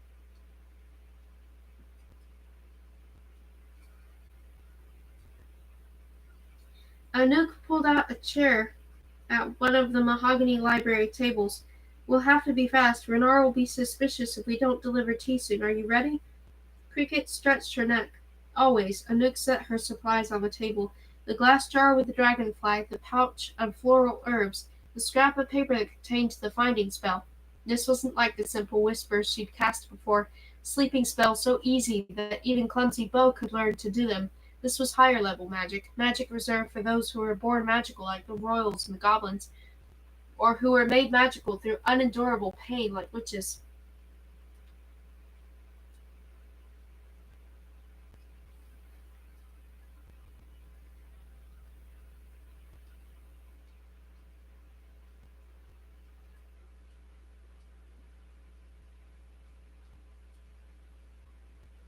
She'd heard rumors of the bleak, severe academies where human girls were trained to become witches. Only a small handful survived the final test, the coal baths, where excruciating black flames tore apart and rebuilt pretty flesh into magical flesh. Who was she, an untrained, untested neophyte, to dare such a spell? She cleared her throat, pinched the dusty floral herbs between her fingers, and choked them down raw. She began to whisper, Trova, Talva, Incantatio Bestia. Nothing happened. The dragonfly rested immobile in the jar, its fractured eyes revealing nothing. Cricket glanced back at her with a raised eyebrow. Anu cleared her throat. I must not have gotten the intonation right. I'd say take your time, but we don't have any. Thanks. Anouk swallowed down another pinch of the dry herbs. She closed her eyes and focused on the tastes, the sweetness of the fennel, the bitter tang of bloodroot.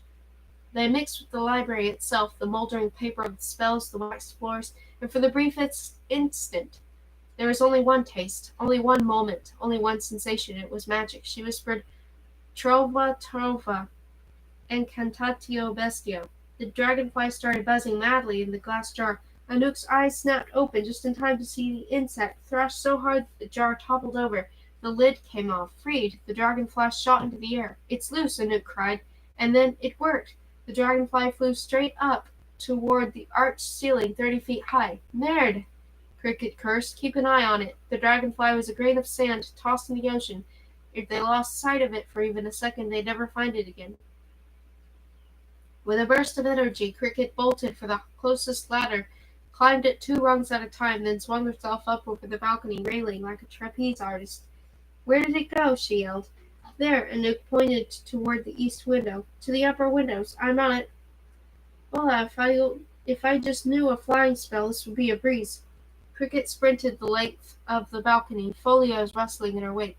Anouk paced on the lower level, eyes fastened to the dragonfly as it whizzed as fast as a shooting star. Outside, the rain droned harder, in ripples of water like a typhoon. There, she cried. Now it's behind you. Cricket dropped to all fours on the balcony, pushed off, and ran back the other way.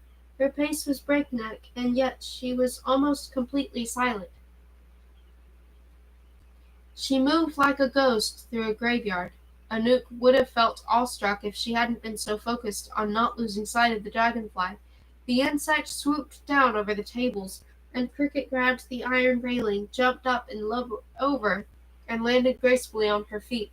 No wonder the royals used the blue ghost fireflies. They'd be slow and ethereal, lazily lighting the way straight to the folio in question, not doing the mad chaotic dance of the dragonfly. Anouk glanced over her shoulder for a split second. Was Renard consulting his watch and wondering where the two maids were with his tea? A chair toppled as Cricket leaped onto one of the tables, and Anouk spun back around. She searched the vast library space with a plunging sense of panic. I've lost it, she gasped. I haven't, Cricket answered. Her attention focused 8 feet off the ground, near a set of shelves. She leaped on one of the golden ladders and climbed swiftly. It's fast. Hola, Anouk, give me a shove. Anouk ran to the ladder and pushed it on its rolling tracks as Cricket focused intently. Faster! No, wait, it's going the other way. Back, back, back! Anouk sheaved the ladder in another direction. Stop! Cricket yelled sharply. Anouk dug her heels into the floor, breaking the ladder so fast that Cricket nearly lost her balance. But her reflexes were sharp. She climbed another rung and then held her hand over a dusty red folio 7 shelves up. Anouk could just make out the dragonfly resting on its spine. That's it, Anouk breathed. The beastie smell. Cricket shooed away the dragonfly, took down the folio, and hugged it to her chest as though it were some living, delicate thing. The blue ghost fireflies in their glass cases pulsed steadily, and as rain pelted the window harder, Anouk once more felt overcome by that underwater sensation. Cricket climbed down, and Anouk took the folio from her with shaking hands. Such a simple thing. Bound red casing, a single page within, and yet it felt heavy in her arms. People are going to write songs about this theft, Cricket boasted. Wait and see. Songs. Anouk's fingers itched to open the folio. She wanted to silently mouth the words that had made them, and yet it was already growing darker outside. A wet, stormy night was coming. She sniffed the air. She smelled citrus and onion, and oddly it made her think of Luke. She couldn't resist. She cracked open the folio. A single page. Here was all that separated them from a lifetime of humanity. She'd cast magic before. Why not now? Zola herself had said that beasties contained a magic ability. So why must a witch cast a spell and not her? A crow suddenly flapped against outside the window, calling in sharp calls. Time to go, Cricket warned. Anouk ripped out the spell and rolled it into a tight cylinder that she stuffed into the hollow shaft of her broom. To even attempt the spell, she'd need herbs, wings, blood. The crow pecked sharply at the window outside. We better get that tea, she said, and see if Vigo's been turned into someone's Christmas dinner yet.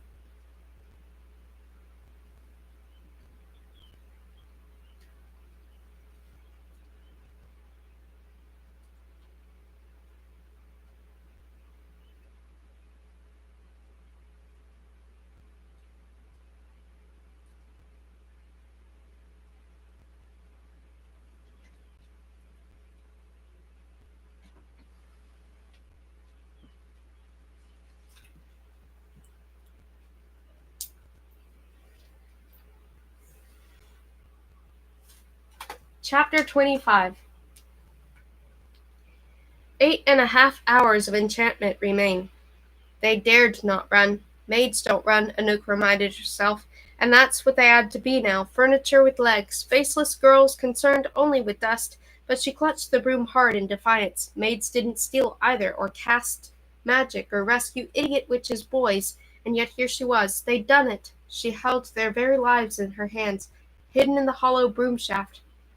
What would Beau say? When she pressed the spell against the windshield, they'd fly back to Montelimar, as if the car had wings.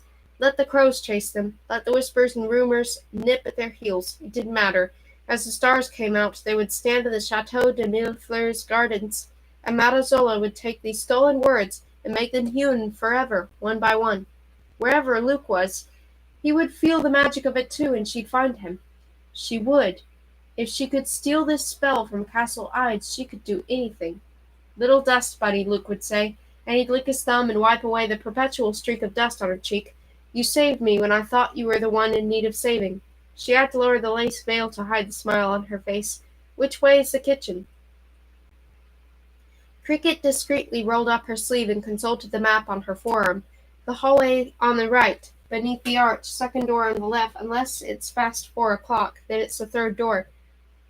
An ancient grandfather clock sat beneath an arch, and Anouk checked the hour, but for once she didn't feel shackled to its ticking and talking. They had the spell. They had enough time for Matazola to cast it, though only just. All that was left now was to warn Vigo, go to the elevator, and down to Beau. The familiar aroma of baking bread and garlic led her to the kitchen. The penthouse kitchen was massive and so crowded with cooks and maids and butlers that she and Cricket had to squeeze their way in. Steam rose from the large pans on monstrous twin ovens. A gaggle of girls rolled dough, stamping Renard's crust into the crust. Cricket slowed, uncertain of the unspoken rules of the kitchen, but Anouk threw herself into the mess, expertly ducking pans, swerving around butlers carrying crates of wine. She spotted a sack of copper trays and grabbed one, hunted up a tea kettle, and sniffed out the eclairs and arranged them prettily on the tray. She pulled a sharp knife from the wooden butcher's block, hesitating only briefly before setting it next to the eclairs. Her hands knew the motions by heart. Boil water, collect sugar cubes and cream, scoop out the tea. She paused at the row of labeled tea canisters. Lavender, bergamot. Lavender signaled they'd successfully stolen the spell and they should all meet at the elevator. Bergamot to mean that something had gone wrong, and it was every beastie for themselves. Her instinct was to reach for lavender, yet the scoop didn't move in her hand. She whistled Cricket over, who narrowly ducked a piping hot tray of madeleines to join her. Lavender or bergamot? Anouk said quietly. What are you talking about? It should be your choice, not mine. Vigo's been awful to you. A brute. She handed Cricket the scoop. So you pick. I'm your friend above all else, Cricket. If you say the jerks will give a tray of bergamot tea to the closest butler to deliver, and sneak off to the elevator on our own. Leave them to their fates. Cricket was at a rare loss for words. She took the silver scoop and tapped it anxiously against the palm of her hand, leaning toward one canister than the other. At last she scooped out a hefty spoonful from one and dumped it into the pot of boiling water, then picked up the tray and shoved it in Anouk's direction. Anouk lifted the lid to catch the aroma. Lavender. You're sure? If anyone is going to torture the salute, it'll be me. Anouk adjusted her lace veil to hide as much of the face as possible, and Cricket did the same. Then Anouk carried the tray into the hallway. Cricket right behind her with a broom and feather duster. Cricket glanced at the map on her arm and whispered directions to the salon. The door was cracked open. Anouk could feel heat within and hear a crackle of fire and voices, a woman's biting hiss, and then Vigo's petulant moan. In and out, Cricket whispered, hand on the doorknob, like thieves. Like ghosts, Anouk agreed.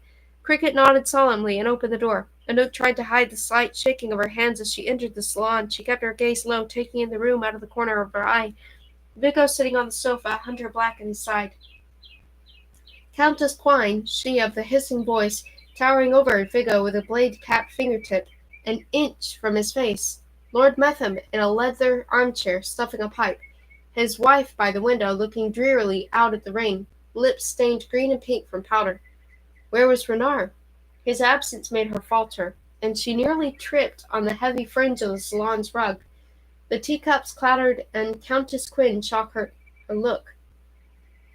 Fear rippled all the way to Anouk's toes. Renard hadn't recognized her earlier, but Countess Quine had been at the townhouse that night too, and so had the Methams. Pardon me, Anouk said quietly. I've brought tea at the prince's request. She bent forward to set it on the coffee table, and was able to catch Hunter Black's eye. His face was as growlsome as ever, his posture tense and folded in on itself, but when he smelled the lavender tea, she saw that mask slip. Was that, could it possibly be, a look of trust? My love! Anouk's short-lived optimism came crashing down. Vigo, the imbecile! He was already pitching himself toward her, almost knocking the tray out of her hands and looking inclined to throw his arms around her. Countess Quine stopped talking and stared at Vigo as though he were speaking in tongues. Lady Metham turned from the window with a quizzical expression. Anouk felt the blood drain from her cheeks, but they were saved by Hunter Black. He slammed his elbow into Vigo's side, knocking the breath out of him before he could say one more incriminating word. Vigo collapsed back on the sofa, clutching his side. Have you lost your mind? Countess Quine asked him. Do you even know this maid? She started to look more closely at Anouk, her eyebrow rising. Hunter Black leaned in as though to help Vigo, and Anouk heard him whisper something low and fast. Vigo blinked with understanding. Vigo choked out. I meant to say that I loved her, Madame Vittora, of course. I loved her as a mother. How can you think I had anything to do with her death? Countess Quine lowered her metallic fingernails one at a time as her suspicion shifted away from Anouk and onto Vigo. Then who did? Anouk set down the tray and quickly poured the tea. How am I to know? She wasn't short of enemies, mon Dieu. I'd have never come here if I knew I'd be subjected to these accusations. My own mother murdered in my house, and you're supposed to be the law of the Haute. You're supposed to find out who did it and bring the person to justice. What about your lapdog? Countess Quine asked, looking at Hunter Black. Hunter Black, like myself, has been trying to solve this murder. What have you been doing? Sipping your tea and putting pomade in your hair, and no one thinks about me. about what I'm going through. Don't you understand how hard this is for me? Adopted children have attachment issues. He stood dramatically. Hunter Black, we're leaving. I refuse to allow myself to be abused in this manner. It's unconscionable, really. Treating us like goblins. Worse, like pretties. You there, you two maids. Fetch my coat at once and escort us to the elevator. Perhaps he wasn't a complete idiot after all. Anouk picked up her tea tray.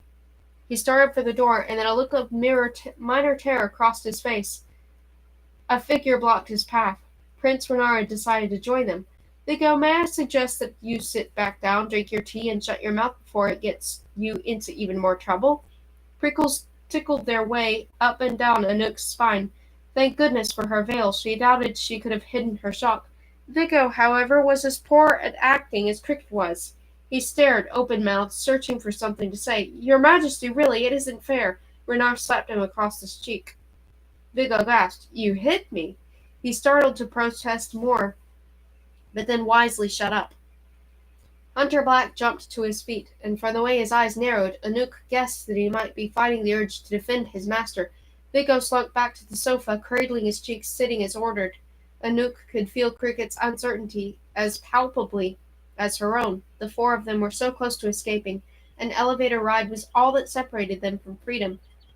No, not just the elevator. Renard. These people, Renard muttered, as he crossed to the fireplace to warm his fingers. With their little dreams and their little desires. Such a simple phrase thrown out, like day-old breadcrumbs for the birds, and yet a cold feeling washed over Anouk that was frigid enough to turn her blood to ice water. Those words. The voice was different. It had been raspy before, filtered through the wires and speakers of Luke's scribe board, but it was the same. She almost let out a cry. Prince Renard had been the man she'd heard through the scribe-board. Her mind started to whirl. Prince Renard and Madazola were the scheming pair that Luke had written about in his secret log, but if that was the case, why would Madazola have sent them here, to the den of her accomplice, to the very man whom she conspired with to take control of the Haute? She felt the prickly sensation of eyes on her, and saw that Countess Quine was subtly watching her from across the room. Her sharpened fingernails clicked anxiously on the glass vial of powder around her neck. Her lips were now stained with a pale blue color. She'd swallowed some powder.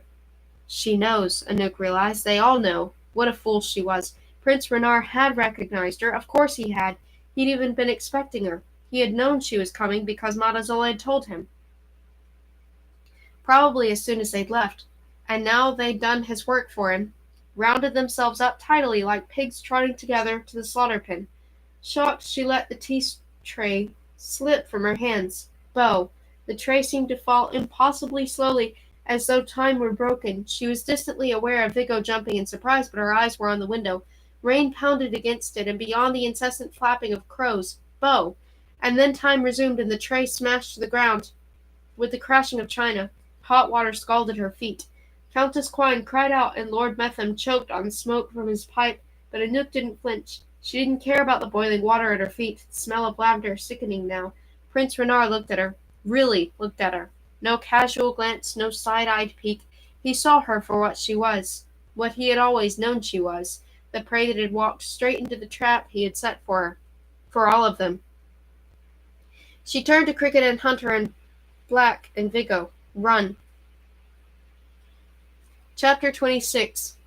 8 hours of enchantment remained. It was too late. Lady Metham lifted her hands up, and with a single whisper, made the salon doors slam shut. Cricket threw her shoulder against the joists, then fiddled with the lock, but not even she could pick it. A trap, Cricket said. A butane trap. Vigo shoved himself to his feet, tugged his hat off, and raked his hand through his hair that was now streaked with black. His eyes found Anouk's. She knew that look. He was going to do something stupid. Heroic, but stupid. Her heart pounded. It was wrong, all of it, especially that heartsick expression. If a boy ever looked at her like that, she wanted it to be real, not the result of magic. If you touch her, Vigo threatened the prince, I'll break every bone in that pretty face of yours. Renard raised an amused eyebrow. Anouk ripped off the veil that hadn't disguised anything anyway. "Be quiet," she whispered to Vigo. "You'll get yourself killed." Through all of this, Hunter Black remained perfectly still on the sofa, hands resting on his knees, his expression masked by the high collar of his coat and the dark hair falling in his eyes, but ice-cold energy radiated off of him, a winter storm on the horizon, building in strength, and for an uncertain second she wasn't sure which she dreaded more, the wrath of the royals or Hunter Black. Renard tinted his hands together and turned to Lady Metham. "The driver? The marble ladies captured him and brought him upstairs. He's locked away." Anouk felt the air rush out of her. Beau, the only one who might have escaped, but it was too late now. Dizzy, she became all too aware of clocks ticking from all sides. On the mantel, the grandfather clock in the hallway, Lord Metham's pocket watch. Every clock in the penthouse simultaneously chimed 5 o'clock. A cry rushed up her throat. Too late. There would be no drive back to Montelimar now. What had she been 3 days ago? A starry-eyed girl who dreamed of grander things? And now all those beautiful dreams would be within her grasp. If only midnight wouldn't come. She grabbed the broom from Cricket and brandished it like a weapon. "You set us up," she spat at Reynard. "You and Matazola. She was never on our side. She sent us here knowing she was delivering us straight into your arms." He smiled, but there was no pleasure in it. "Everyone in the entire Halt is searching for you. Hope is searching for you. You must know that. And you've done well, but there's only one certain way to catch something that doesn't want to be caught. They have to willingly trap themselves." Anouk's knuckles were white on the broom. Why had she never thought of him with any reverence? The light caught the edges of his briar-thorn crown, flashing like stolen pieces of stars, but he was no god. "Put down that broom, little beastie." Renard beckoned with long, graceful fingers. "The spell inside won't help you without someone to whisper it to life. You said I wasn't made for sweeping floors. You weren't. But you should never have been made at all, none of you. It was a cruel, stupid twist of fate, what Vittoria did to you. Gave you human life, and now I must be the one to take it away. Believe me, I have no pleasure in it." He went to the rain-streaked windows, gazing out over the city. "You've evaded my crows. You made it past the marble ladies. You proved that you are just as capable as you intended to be, but it's over now, Anouk." And then he was next to her. Had it been magic, or had he crossed the room that fast? He touched her arm. There was no violence in the gesture. Rather, it was the contact of a herdsman on a skittish horse. His skin was cold from being near the rain-chilled windows. "I said not to touch her." Prince Renard seemed to have forgotten Vigo's existence. Vigo wasn't a beastie, and the royals had no use for a witch's boy with no witch. But Vigo refused to be ignored. He threw himself hard at the prince, and his fist connected with the prince's jaw with a resounding crack. For a few startled seconds, no one moved. Had anyone ever struck the Prince of the Haute? Probably not, if that person valued his life and had any sense, but it wasn't clear that either case applied to Vigo. Lord Metham swallowed a smear of orange powder and jabbed a spindly finger in Vigo's direction, his stained lips already moving in a whisper that would no doubt cause blood to erupt from all of Vigo's orifices. But just as fast, Hunter Black was on his feet. To the royals, Hunter Black was nothing but a lapdog in a black coat. Their mistake, Anouk thought. This was what Hunter Black had been waiting for, Anouk realized. A distraction. And Vigo, God love him, excelled at causing distractions. Hunter Black moved like a rolling clap of thunder. 1 second he was shoving Vigo to the floor, out of danger. The next he was stepping onto the sofa, one boot on the cushions, the other resting on the sofa back. Then, using its momentum as it toppled over to hurl himself at Lord Metham, he struck so quickly that the Lord hadn't even lowered his finger, unfortunately for him. Hunter Black grabbed the man's finger.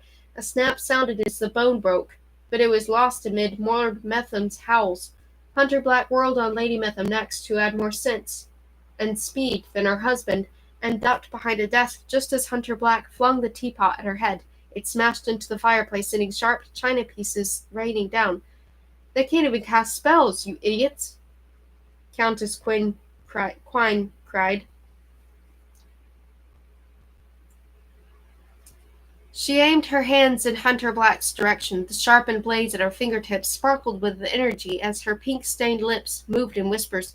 Bolts of white, hot light crackled out of her hands and struck Hunter Black on the shoulder. He grunted, barely acknowledging the pain, and ducked to evade the next strike. But Lady Metham was coming at him from the other side of the divan. Lanque scintilla morta, she whispered. Oh, shut up. Cricket leapt onto the coffee table, darted out a nimble hand, and grabbed the long pearl necklace around Lady Metham's neck. She jerked it backward, pulling it taut to choke the woman before she could finish the whisper. Hunter Black snatched up the shards of broken teapot and hurled them at Countess Quine. Half of them caught her sparks, deflecting the magic away from him. One spiraled off and struck Lord Metham, who howled louder. Hunter Black turned to Anouk. Get Vigo. Run. We'll be right behind you, Cricket added. Find Bo and get to the elevator. Hold it open for us. With a cry, Countess Quine brandished her sharpened metal claws at Cricket. Cricket jerked back and drew her own blades, but it was a second too late. The Countess's claws slashed at Cricket's side, but something caught them. They both frowned. The metallic claws had glanced off the gardening wire, holding the dress together, and now both the Countess's metal claws and Cricket's blades were tangled in the wire. Without taking a breath, Cricket whispered, Insisha coup. A red line of blood appeared on Countess Quine's left cheek. Her eyes flared as she pressed a hand to it, but her expression became confused when she saw her hand coming away with blood. Cricket whispered again, and another cut sliced down the right side of the Countess's face. Cricket cried out in triumph. Anouk fell to her knees next to Vigo, touching his back. He'd hit his head when Hunter Black had pushed him down, and now he had his hand to a nasty cut on his forehead. My love, I have to get you out of here, he said. I think it's the other way around, actually, she said. Can you stand? She wrapped his arm around her shoulders and helped him up, but just as they turned toward the door, Renard took a step and blocked their path. He was touching his jaw. Part of him still seemed shocked that anyone had dared to strike him. The other part looked poised to turn Vigo to dust. He held the knife from the tea tray, but didn't come closer. His lips started moving. Anouk heard the start of a whisper she'd heard before. Versik sang. Bleed, bleed. He jabbed the knife in the air in precise movements, and though half the room separated the two men, Vigo gasped and clutched his face. A thin line of blood poured down his cheek. Renard slashed the knife in the air again, and Vigo clutched at his stomach. The tang of blood filled the room. Renard was going to drain Vigo of the only thing he'd ever been valued for, his blood. And maybe Cricket was right, that Vigo had made his own bed. He wasn't part of their pack, but maybe he is, she thought. Even now, he didn't seem to fully process Renard's vicious whispers aimed at him. His eyes, glassy and lovesick, were on her, but it wasn't real love, only a trick she'd played on him. No, she whispered. Her whisper might not have been a spell, but it was powerful just the same. She did the only thing she could think of. She swiped a finger over the blood dripping from Vigo's face and licked the blood off. Enceinte comme l'épée. Her voice was as soft as moth wings, and yet all the royals whipped their heads around as though she'd shouted. The knife in Renard's hand turned bright orange. The smell of flesh sizzled in the air, and he dropped it and clutched at the burn mark on his palm. He seemed confused. He kicked at the knife as though unable to determine how it had burned him, but then he looked from Anouk to the knife and back. Lord Metham took the opportunity to swallow a draught of powder and whispered with blue-stained lips, Lanque, Lanque. Magic was still crackling in Anouk's skin. It tore through her, possessing her, consuming her thoughts, twisting them into one single demand. Stop him. Ac ignis bleu. She cast the whisper without thinking. It was a spell buried deep in her memory. It shot out of her in the form of blue fire that blazed across the carpet straight to Lord Metham. Flames licked up his fine suit. He whispered protection spells, but the blue fire moved too fast. Though the flames didn't burn fabric or flesh, they robbed the oxygen from the air around him. He clutched at his throat, gasped, collapsed on the carpet. By the time the flames subsided, he was dead. Mon Dieu, Hunter Black said, breaking the silence. I want to learn that spell. Lady Metham's head was cocked at a too acute angle, her eyes too wide, as though she were a doll that might break. Countess Quine turned sharply to Anouk, one of her eyes twitching and wary. Prince Renard was as much at a loss for words as anyone else, and his eyes settled on Anouk. He searched her hungrily with his gaze, her arms, her neck, her face, the broom she clutched in one hand, looking for something. What? My love, Vigo whispered. We have to go now. He grabbed her hand and pulled her toward the door. The movement made Lady Metham snap back to herself, and she let out an anguished cry. and hurled herself toward them, but Hunter Black jumped to block her. Cricket fought off Countess Quine, metal fingernails to knives, slicing whispers to cutting ones, but Renard didn't chase. He only stood and watched Anouk with that curious look on his face, almost the hint of a smile. And then Big O pulled her into the hallway. She couldn't catch her breath. She looked one way, then the other, trying to recognize the hallways, but the hour had changed, and with it the floor plan. "We have to find Bo," she said. Both jumped at the sound of footsteps. True, but staying alive would also be ideal. They ran down the hallway. She clutched the broom tightly. She tried to find some reference point, the kitchen or the hallway with the artifacts under glass, but maddeningly, everything had shifted around.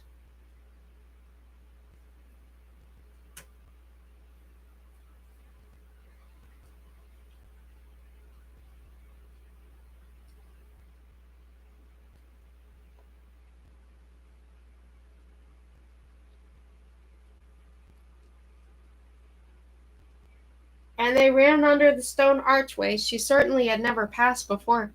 "Bo," Anouk called, "where are you?" Only the ticking clocks answered. Vigo stumbled, and she caught him before he fell. Her hand slid against his stomach and came away slick with blood.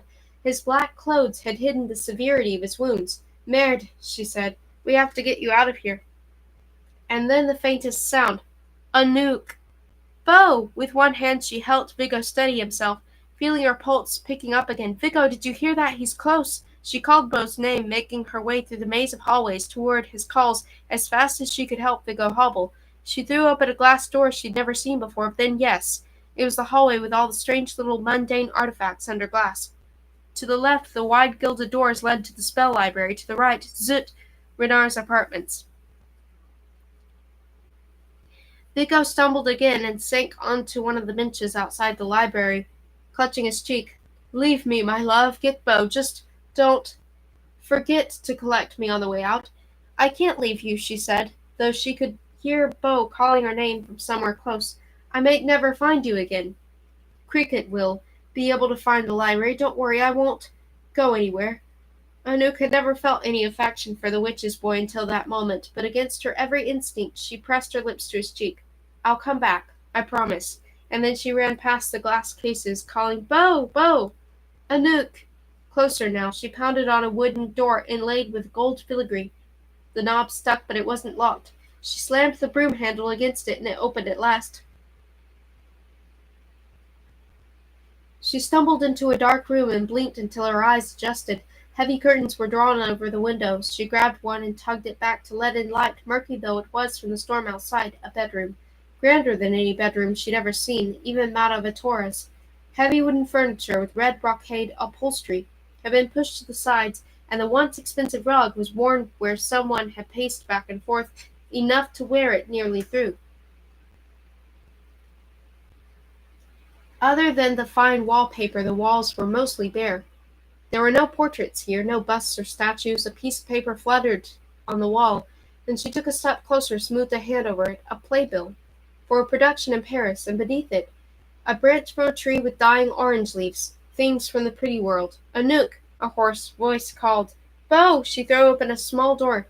He was in the next room, a meeting chamber by the look of it, but the table had been moved aside to make room for 5 cages. They were identical in size, heavy iron padlocks on the bars. Bo was in the first cage, the top of which was low enough to force him to his knees. He clutched the bars. A bruise bloomed on his temple. She rushed inside and fell to her knees by his cage. She set down the broom. They clasped hands through the bars. "Those entrance guards, the ones made of stone," he winced. "I didn't even see them coming." Anouk's stomach shrank as she thought of the marble fists on his flesh. The marble ladies must have dragged him from the car, their earless heads not even hearing his screams. "I'll get you out of here." She tugged on the padlock, rusty, ancient, unbreakable except perhaps by a master thief. "We need Cricket." "No, the trunk by the doorway." Bo was breathing heavily, his hand pressed to his head. "Lady Metham put the keys in there." Anouk spotted the trunk. She crawled over and fumbled with the rusted brass clasps. They didn't want to open, so she slammed the broom handle against them until they broke, and then threw the trunk open. It was filled with paper, stacks and stacks of it. From the hallway, the clocks chimed another hour, but she disregarded them. She leaned deeper into the trunk, pushing through the papers to get to the bottom, searching for the key, but she didn't find the key. She didn't even find the bottom of the trunk. There was no bottom. The trunk wasn't a trunk at all, but a passageway, a hole. She was pitched so far forward that she tumbled into the trunk. She reached for something to stop her, but could grab only the broom, which fell with her. Papers sliced at her skin and muffled her screams as she fell down the tunnel. She kept falling through papers that had no end. The sensation of falling down changed to falling up, being pulled upward by some enchanted force, and then she felt 4 wooden sides again. She was back in the trunk, only it was a different trunk, and she was tumbling up and out of it and landing on the soft rug of a small room. There was a fire crackling in a hearth, a wide oak desk, carefully organized with stacks of multicolored folios and parchment and squat black jars of ink and other writing implements and ingredients, onion skins, dried eel, lemons, the tools of a spell scribe, and there was only one spell scribe in Castle Ides, though he went by a more official title now. A shadow fell over her. Prince Renard looked different as he crouched beside her. He'd removed his crown and his frost-gray jacket. His white shirt was rolled to his elbows, the button at his neck open. "Little beastie," he said, "it looks as though you've lost your way." And then she remembered too late that the floor plan changed at the chiming of the clocks. Wherever she was, it was far from her friends, just where he wanted her. Chapter 27. 7 hours and 30 minutes of enchantment remain. Anouk clutched the broom to her chest, protective of the spell tucked away inside. She could crack the handle over Renard's head, shove the blunt end into his face, but his expression made it clear that he wouldn't be caught off guard again. The royals had underestimated Anouk and her friends, and that had given them the slightest advantage in the salon, but the element of surprise was gone now. She scrambled backward and pushed herself to her feet. "What do you want from us? You and Matazola conspired to get us here. The two of you are—" She was almost too embarrassed to say it. "Amants? Lovers?" Until that moment, Renard had worn the mask of confidence that came so naturally to the royals, but now he gave her a surprised, curious look. "Lovers? Why would you say that?" Those clandestine communications," she stuttered. "Meetings in secret. Talk of a queenship." A corner of his mouth tipped up, both boyish and arrogant at the same time. "Ah, I forget that you've been cooped up in a broom closet most of your life. You aren't familiar with the ways of the Shadow Royalty. Matazola was more powerful than many handlers knew. Her abilities surpassed even Vittora's. I didn't banish her for insubordination. I knew that was a lie, but to keep her power in check. But our world is in danger, Anouk. Every day the pretties develop new technologies. The ways of magic are fading. I decided that an alliance of her power and mine might be the only way forward, so I offered her a place at my side, a queenship. Though among royals, marriages are not the romantic storybook things that pretties tell their children. They are political unions of power. A union designed to capture us. Those 5 cages I saw are for the 5 of us, aren't they?" He didn't deny it. He straightened, dusting off his hands. The spell scribe room was barely large enough for a desk and a chair, and with the 2 of them in it, the space felt too full. "And yet only 4 have come. Where is the 5th one, the gardener?" She paused, surprised. All of her bravado disappeared, and she sputtered, "You mean you don't know either? If I did, I would have come for you at Montelimar. We were waiting for you to lead us to him. But I don't know where he is," she admitted. "I thought he'd be here. Or at Matazola's estate. He's been missing for over a week." Renard considered this, and for a brief moment Anouk forgot he was her enemy. It felt as though they were simply 2 people caught in a mystery. Her dress felt itchy. The heavy curtain fabric, the stiff wires, or was it something else? The feeling of fur or feathers or scales beneath her skin. "I suppose at midnight," she said bitterly, "it won't matter anyway." "That would be true," he said evenly, "if I wanted the 5 of you gone. Don't you?" He shook his head slowly, coming toward her with those eyes that held that tapetus sheen. They caught the firelight like there was something beneath the iris, a stone beneath a stream. She took a step backward, but bumped up against his desk. Pieces of parchment fluttered to the floor. She held the broom across her body. It was all that separated them, a scrap of wood and straw. I went to the party at Madavatora's home 3 nights ago to see if the rumors were true that she kept beasties as servants. Imagine my surprise to find that they were. That fool Vittoria had no sense of the powerful magic she was toying with. To think she was using the most dangerous order of the Hote to clean her cobwebs. But perhaps I speak too harshly of the dead. Few magic handlers know the full dark history of the beasties, and perhaps I share a portion of the blame. I should have seen months ago, through the portraits, that you were more than a girl with a ribbon in her hair and a rag in her hand. But our empire is vast and our numbers are small. We cannot spy on everyone. He turned to a gilded frame on the wall that held only a blank white space. Was this how he spied on his kingdom? When I returned to Castle Ides after the dinner party, I sent orders to the lesser lords that the 5 of you needed to be dealt with immediately. They were to come to the house the following day and take all the 5 of you from Madavatora by force if necessary. I had no way of knowing, of course, that she would be murdered and the 4 of you would flee. Visions flashed in her mind again of blood blooming on her mistress's blouse. Understand me, Renard continued. Beasties have not historically been agreeable creatures, a fact that brings me much regret. They were fundamentally unstable. Many innocent people died. As their creator, I was the one who had to destroy them, and then shelve the beastie spell indefinitely. And so, despite my wishes, I thought I had no choice but to destroy you as well, until my spies told me of a different story. The fire crackled softly. He touched her hair. Her lace veil was long since gone, her hair once more in tangled knots. His long fingers threaded delicately through her hair, and she felt the brush of his cheek against the side of her face as he leaned close. He breathed in, smelling her hair, and her heart thumped in a warning. She squeezed the broom tighter. When he straightened, he held something that had been tangled in her locks, a thyme sprig. It smelled woody and of Marazola's estate. They told me of this, of magic. He motioned to the thyme.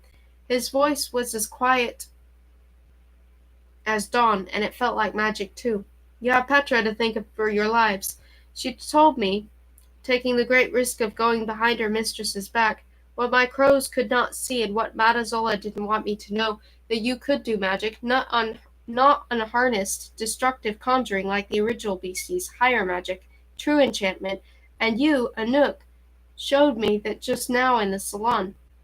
You took Lord Metham's life with the blue fire spell, and yet you weren't bound by the Vitae Echo. If a witch had done that, her eyes would have turned to oak. The thyme sprig spun in his fingers, the smell making her think of late summer. You and your friends aren't like the original beasties. Whatever alteration Madavatora mistakenly made to the spell, it was a lucky twist of fate, and so I intended to capture you, but not to kill you. To uphold the spell to keep you human. He was telling her that midnight didn't have to mean the end for them, and yet she didn't dare believe it. If you trusted us, you wouldn't need cages. Ah, but you see, there are those among us who still wish to see you destroyed, who don't yet believe you are more stable than the originals, who claim Madavatora must have died at a beastie's violent hand, hence the cages, as protection until we are certain you won't slaughter the lot of us. He rubbed the thyme between his fingers, and it smelled alive, awake, reminding her that this wasn't just a dream. So tell me, little beastie, what am I to do with you? Well, I haven't killed you yet, so you could let me go. You killed Lord Metham. Not for the joy of it. He smiled. The original beasties weren't joyfully savage at first, either. They grew unhinged as they aged. You have spent barely 1 year as a human, isn't that right? You are nothing but virtue, devotion. What of the others? The older ones. Already they are disobedient, thieving, traitorous. Someone killed Mana Vittora, after all. It wasn't any of us, she argued. And you can't blame us for disobeying a mistress who treated us like slaves, and I'm not as innocent as you think. His eyes shimmered. I fear that I believe you. He took a few steps backward. She felt a rush of space. She could breathe again. With a touch of powder to his lips, he whispered a spell and opened the door. Whatever had been behind it moments ago was gone. Now it led to the meeting room with its 5 cages. Bo grabbed at the bars. Anouk? Bo! Renard blocked the doorway before she could run to him. I will make you a promise, little beasties, he said. I'll keep you from turning back into animals. I don't need the spell hidden in the broom handle. The words are already carved into the flesh of my tongue. And I'll do more than that. I'll use every spy in the host to find your gardener friend before midnight, and I'll keep him human too. Anu glanced at Bo. I'm afraid of the price of an offer like that. There's no catch, the prince replied. Bo said from his cage, There's always a catch. The prince smiled joyously.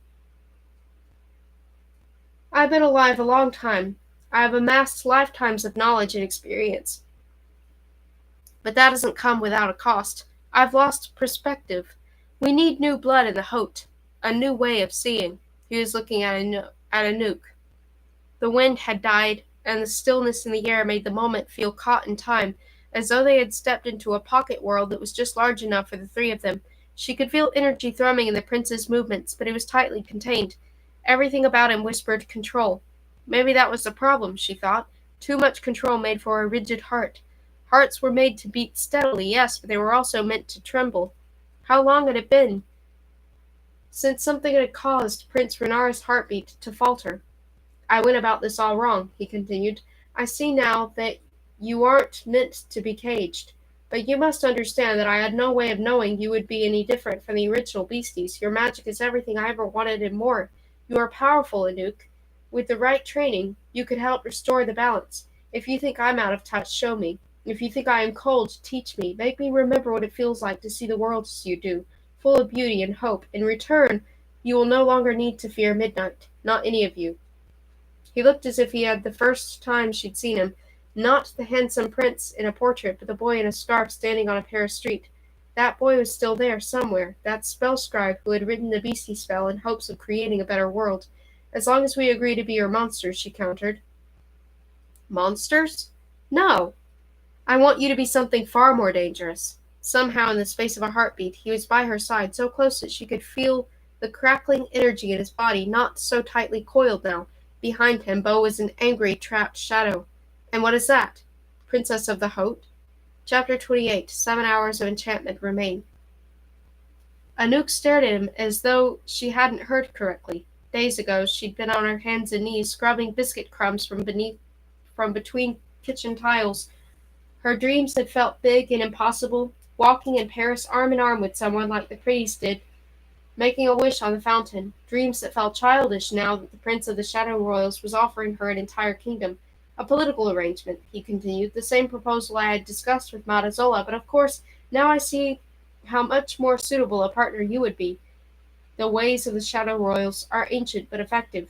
We will rule side by side, equals in all things. I'll teach you to develop your magic. You'll show me how not to misuse my own. For a second, he looked as though he wanted to take the beastie spell from her broom and fold it between their palms, the spell that would bind them forever. But he didn't. Anouk, don't listen to him, Bo called from the other room. He was gripping the bars with white knuckles, but she couldn't go to him while the prince blocked the doorway. No cages, Prince Renard said temptingly in a quiet voice meant only for her. No banishments. No chains. Say the word and the chauffeur is free. And what of love? He raised an eyebrow. That's up to you. She didn't trust him. Of course she didn't. Even if he wasn't intentionally lying to her, his mind was as twisted by the vitae echo as the witch's had been.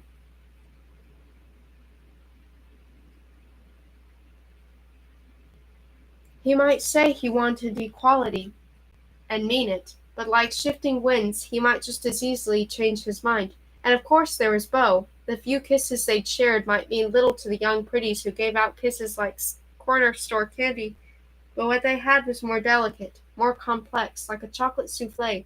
It was just as sweet, but you had to take your time and pay attention to it, or it would collapse in a spectacular mess.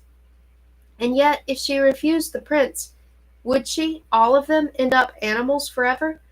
Renard was offering her a chance to save herself and her friends, like in one of Luke's fairy tales where a girl made a deal with death but found that the deal was riddled with catches. I thought there was nothing worse than dying, the girl said. I was wrong. Don't do it, Anouk, Bo called again. From somewhere, a clock was ticking. How many hours did they have left? 6? 5? A spider crawled across the floor. She couldn't help staring at it, trying to remember what life felt like when the only things that mattered were fear and hunger. She'd lead them here. She'd led them here. She'd convinced them to risk everything, and now the decision rested in her hands once more. Did she resist and risk returning to that, or obey and live? Renard held his back to Beau. He didn't see Beau reach between the bars for the spider. Anouk felt a flash of danger. What crazy idea had gotten into his head? His fist closed around the spider and he shut his eyes and popped it into his mouth. She squeaked a gasp of surprise. Beau made a face as he choked down the spider. He drew in a breath and began to whisper, though he was trying to be quiet. Quiet for Beau was like a shout to her. Too loud, she thought. Renard will hear. No, she spat out. No, that's my answer. I'll never agree to be yours. Dorma, Dorma, Beau whispered behind them. Too late. Prince Renard heard the whisper. His midnight eyes flashed. A counterspell was already on his lips, and in a fraction of a breath he would have silenced Beau, but Beau finished his first. Prince Renard stumbled as though he'd been hit over the head. Beau's whisper had been murmured and unclear, as though he'd spoken with rocks in his mouth. Renard doubled over and fell on all fours. He was fighting to keep his head up, his eyes open. He lost the battle to stay conscious and collapsed to the floor. Anouk stared, unable to believe what she'd seen. Beau, you did magic. Well, poorly. Anouk dug through Renard's pockets for the key and unlocked the door to Beau's cage. As soon as Beau was free, she threw her arms around him. He felt alive, warm, almost too warm, as though some sickness was inside him. Something inside her burned in response. Maybe not a sickness after all. Maybe their true natures. We can't trust the royals, he said. But Renard had a point. If we leave, we'll be running away from the only magic handlers who can cast the beastie spell. The words of the Silentium Vox conjured themselves behind her teeth, and again she longed to gather the right ingredients. To try. She grabbed a shirt collar. I'd rather have one last night as ourselves than a lifetime in cages. Let's get out of here. She grabbed her broom, and they ran through the labyrinth of Renard's apartments, his bedroom, a bath with a golden tub, a personal library, the walls lined with books, real books, unmagical stories from the pretty world, a jacket flung over a chair, a volume with a teaspoon used as a bookmark. Rumpled sheets on the unmade bed told her two things. Renard didn't let maids into his private chambers. She'd guessed this, given the spider, and his sleep was too troubled for dreams. They reached an empty antechamber with doors on all sides. Anouk threw open a random door, a linen closet. The next, an exterior garden. Beau started from the opposite side. He opened a door and found a rickety staircase plunging downward. Here, Anouk called. At last she'd found a sight she recognized, the artifact hallway. They ran into it, and Anouk stopped short of the row of empty benches outside the spell library doors. Vigo's supposed to be here. The sound of approaching footsteps came from down the hall. Merde, Beau cursed. The other royals are coming. It was too late to run for the elevator, so Anouk and Beau started to hustle the other way, but stopped when a voice called out, "Wait, it's us!" They turned as Cricket and Hunter Black came around the corner with Vigo hobbling between them. The five of them clasped hands, delighted at their small reunion, but then they heard more footsteps. The smile fell off Cricket's face. "About 24 duchesses are right behind us," she said. "Let's not make it easy for them." Anouk raised the broom. She remembered how in the salon Hunter Black had used the broken shards of the teapot to deflect Countess Quine's magic, and there were a lot of glass cases. She swung the broom against the nearest case. "Smashy," Cricket said. "I love it." She leaned hard on a case until it toppled over. Anouk slammed the broomstick into another case and then started on another as a fleet of royals rounded the corner. "Right," Beau said. "Time to go, Cabbage." Anouk pulled the beastie spell from the broomstick's handle, put it in her pocket, and then tossed the broom aside. They ran. Anouk could hear the slushing sounds of whispers behind them, but she didn't dare glance back. The clinking of broken glass meant the duchesses were close. They charged through the maze of hallways. Rain pelted the windows. Crows flapped their wings just beyond the glass, cawing and screeching. "Which way?" Anouk cried. Cricket held up her forearm as they ran, consulting the map, trying to figure out the calculations based on the shifting grooms. Left, no right. They skittered around a corner, dragging Vigo with them as fast as they could. There, Anouk cried in relief. The elevator's just ahead. But she heard the start of a whisper behind her, not just any whisper, but the one she recognized, one to shut doors permanently, and ahead, the wide open doors of the elevator gave a sudden shudder and began to close. No, her muscles burned. Her face felt hot. She ran as fast as she could, Cricket on her heels, Bo and Hunter Black practically carrying Vigo between them. But it was too late. The doors were closing, nearly shut. They wouldn't reach it in time. No! Then a shadow moved in the elevator. Someone was there, inside. She couldn't see who, but whoever it was, that person was our last chance. Hold the elevator, she cried. The doors continued to close. All that remained was 4 inches. 3, 2. Please hold the elevator. At the last possible second, a hand shot into the narrow space between the doors, a hand with black fingernail polish and a tattoo of a broken heart on the back. A bell dinged. The elevator doors paused, then slowly they began to open again. It was the goblin, Tenpenny, his rat still on his shoulder. He grinned at them with his maniacal smile, but then his eyes shifted to the army of royals pursuing them, and he frowned. Anouk crashed against the half-opened elevator doors and shoved her way between them, enough to slip in.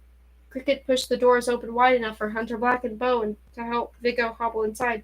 Close it, Cricket yelled once they were all on board. Anouk threw herself against the buttons, pounding on anything that would ding or light up. But the doors didn't close, no lights came on. She felt panic clawing beneath her skin. The royals were almost on them, close enough that she could see the smeared blue powder on Countess Klein's scowling lips. Tenpenny inserted his master key in the controls. Going down, I assume? Yes, do, yes. He twisted the key, and at last the doors began to close.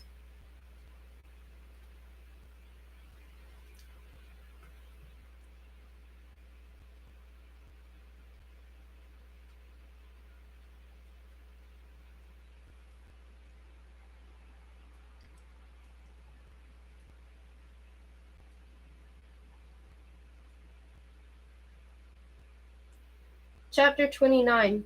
6 hours of enchantment remain. Anouk slumped against the closed doors, and her flushed face reflected an endless succession in the mirrored walls. She'd never been so thankful for a brief moment of peace. The elevator descended slowly, rumbling beneath her. Bo rested his head against the mirror, face tipped toward the lights that illuminated the bruise across his face, which was turning a nasty shade of plum. Look, man, Vigo said to the goblin, I know you wanted us to go to your party and all that, but Tenpenny grabbed Vigo by the collar and jerked him downward until they were eye to eye. Look, boy, you can't possibly be stupid enough to think this is about a party. I wouldn't risk incurring the ire of the royals so that you could cut a rug. He released Vigo's crumpled collar before smoothing a hand over his own blue cravat. We've had our bright little eyes on you, beasties, wondering like everyone else in the Hote if you're as powerful as the rumors say. Bright little eyes. Anouk grasped as she remembered where she'd seen him before, though his hair had been covering the tips of his ears. You were the waiter at the cafe in the Saint Deseret. You've been following us. Naturally. Tenpenny replaced the golden key in his left breast pocket, then sorted through his dozen or so other pocket watch chains, muttering to himself until he found the one he was looking for. It connected to a monocle, which he cleaned with his cravat and held to his eye. The swipe of gold eyeliner on his upper lid glittered beneath the magnification. We had to be certain of 2 things. First, that you could indeed do magic. Second, that you weren't a puppet of the royals. We're nobody's puppets, Cricket asserted, and the royals can vociferer foot. Tenpenny turned his monocle on Cricket and inspected her from head to toe. What positively foul words from such a beautiful mouth. I'm of a mind to fall in love with you, my dear. He put away the monocle and consulted the elevator's floor dial. Its brass arrow dropped to the 5th floor. Time is short. As soon as we disembark, the elevator will return to the penthouse to collect the royals. We have only a few minutes head to start on him. I can get you to safety, but there is a cost for my assistance. The elevator's dial's arm dropped to the 4th floor, then the 3rd. The more distance between them and the royals, the more Anouk felt the tightness in her chest ease. But they were far from being out of harm's way yet. We'll pay whatever it takes, she said, if you can keep us human. Tenpenny stroked the pet rat perched on his shoulder, considering this. I have a few ideas, none of them pretty, mind you, none of them guaranteed, but there's a chance. We have only till midnight. Oh, then it'll certainly not be pretty. He wagged a finger at them. Listen closely, my beastie friends. For the past 3 years, the 5 grandest witches of Britain have been clearing London of goblins. They call themselves the Coven of Oxford. Chasing us out or slaughtering us, they don't care. A few months ago, they succeeded in ridding the city of the last of us, and we came here to Paris in exile. We need you to help us retake our city. The elevator reached the bottom floor with a sudden lurch. Anouk's heart leaped. She grabbed a brass sconce to steady herself. Well, beasties, do we have a deal? Ding. Anouk, thinking of the vicious marble lady, sputtered out desperately yes. Tenpenny danced eagerly from one foot to the other. The pet rat mirrored him, scampering from one of his shoulders to the other. The doors opened to the foyer, and Anouk took everything in, the gleaming white walls, the ivory desk, the wall of glass with the single turnstile, and the marble ladies, not immobile now. 4 alabaster faces turned like clockwork, and the elevator rumbled open. All too fast, they came striding toward the elevator, arms raised, stone hands reaching. They're coming, Anouk cried. The marble lady in front slammed one stone hand against a door jamb, holding the elevator open. Another behind her swiveled her head toward Anouk. Her features remained motionless, but her hands curled into fists. Anouk shrieked and scrambled as far back into the elevator as she could. Tenpenny! The goblin unlatched his pet rat's collar and held the creature up so they were nose to nose. With a great sigh, he said, I'm sorry, old friend, but we both knew it would come to this. Just as Anouk was about to yell again for him to do something, the rat made a heart-wrenching final squeak, and Tenpenny bit its head off. A revolting crunch as the spine snapped. Someone, one of the boys, screamed. Blood sprayed from the rat's neck, decorating the elevator's mirrored walls with garlands of red. Anouk couldn't get away in time. Blood speckled her apron. A vile-tasting bubble pushed up her throat, and she pressed a hand to her mouth, staggering backward into the corner of the elevator. Viggo tried to go to her, but a marble lady grabbed him by the back of his shirt. Hunter Black hurled himself against her arm, but he might as well have been fighting iron bars. The marble lady didn't flinch. Tenpenny spat the rat head on the gleaming floor and then tipped the little furry body over and gurgled down its blood. Transfixa petrifié, he whispered. Transfixa. The third marble lady stepped into the elevator. Cricket dodged her just as the lady's fist smashed into the mirror, sending broken bits of glass raining down. It happened so fast that Anouk wasn't sure if she'd been cut or not. All she could feel was shockingly solid fingers clamped down on the back of her skull, gripping her painfully by the hair. The marble lady had her. It's too late, Anouk thought. But then Tenpenny dabbed blood from the corner of his mouth with a handkerchief and pronounced the final word of the whisper. Petrifié. The marble lady clutching Anouk's hair froze. All 4 of the marble ladies were as still as statues they should have been, except, of course, that Anouk had never heard of statues that were posed for a fight with clenched fists. She winced, even frozen. The statue's fingers coiled painfully around her ponytail. She disentangled herself with care, tugging the last few strands out by force, and rubbed her stinging scalp. The other beasties looked equally stunned and equally spattered with blood. It was perfectly quiet in the foyer, with the marble ladies suspended in time like a drawing in a book, never to break their poses until Anouk exclaimed to Tenpenny, You killed your rat! Yes, my dear, that's what goblins do. Bo started for the exit, but Tenpenny Not so fast, it's raining. So, Bo said. These boots are suede. The goblin poked at a collection of black umbrellas in a stand by the door until he found the one he was looking for, and pointed the end toward Bo. Now, dear boy, we make our escape. Bo rolled his eyes as he shouldered open the door. The rain was coming down in sheets against the pavement. It seemed impossibly dark, too dark. The streetlights are all out, Anouk thought, until she heard a sharp call. Crows, Bo said. There were hundreds of them. On each awning, on every branch, perched so thick in the streetlights that they blocked the light. Never mind them, Tenpenny said. Hop on, beasties. 5 motorcycles stood in the driveway. 4 were manned by goblin drivers in rain slickers and galoshes, each clutching a large black umbrella identical to Tenpenny's. Tenpenny mounted the 5th motorcycle, not letting go of his umbrella, and revved the engine with one hand. Anouk gasped. "Wait, we forgot about the oubliette. We left it in the car. Our pelts." The driveway was empty, no sign of the Rolls-Royce. Anouk's thoughts were a storm. Who had the pelts? What if they were destroyed? How could they uphold the spell without them? No, we didn't. Beau ducked through the rain toward the bust of Prince Renard and rummaged through the bushes until he extracted a few objects. "The oubliette!" Anouk cried. "And my jacket!" Beau grinned. "I'd never let that bag fall into the wrong hands. I stashed it in the bushes as soon as we arrived." Anouk pressed the Faustine jacket to her face. A ticking sound came from somewhere, and she rooted through the pockets until she found the black cat clock. Her stomach dropped as she saw the time. 5 hours until midnight. As though he sensed time slipping away too, Tenpenny called through the rain, "Quickly now, beasties." Cricket leaned toward Anouk. "Are we seriously trusting goblins? Do we have a choice?" "Maybe not," Hunter Black growled, "but I'm driving." He jerked his thumb at a driver, indicating that the goblin should scoot to the passenger's place, and climbed in front. Cricket threw her hands up, exasperated. "I'll take Blondie." She climbed on behind a goblin girl with long blonde pigtails who flashed her a golden-toothed smile.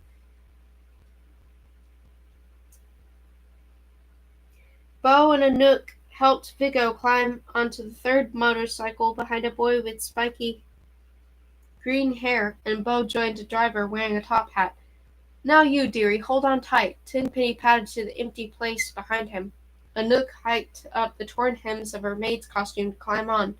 What exactly was she supposed to hold on to? This was even more terrifying than riding in a car for the first time.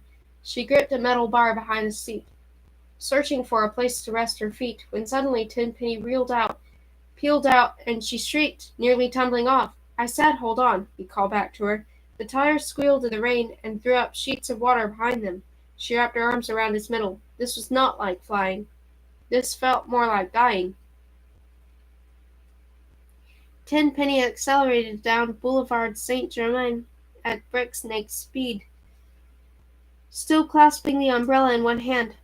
She dared to look behind her. 5 motorcycles in all, and 4 umbrellas. Hunter Black scoffed at the idea of rain protection, roaring through the stormy streets of Paris. Crows took off from every street lamp as they passed, causing each light to glow brightly, illuminating their path as though to say, "Here they are, Renard, they're right here." The din of wings was deafening, louder than the peals of thunder and the honks of cars as the line of motorcycles weaved through traffic. Ahead, 2 delivery trucks drove impossibly close together, but Tenpenny revved the engine and aimed for the narrow space between. Anouk shut her eyes, then instantly changed her mind and opened them. The weaving motion made her even queasier when she wasn't watching the road. She squeezed Tenpenny tighter. "Where are you taking us?" she shouted into his ear. "Where the crows can't follow," he cackled.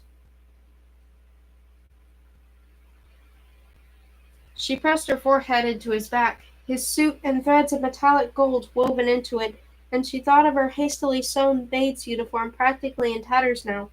Large patches of skin on her back and shoulder were visible through the seams barely held together by garden wire.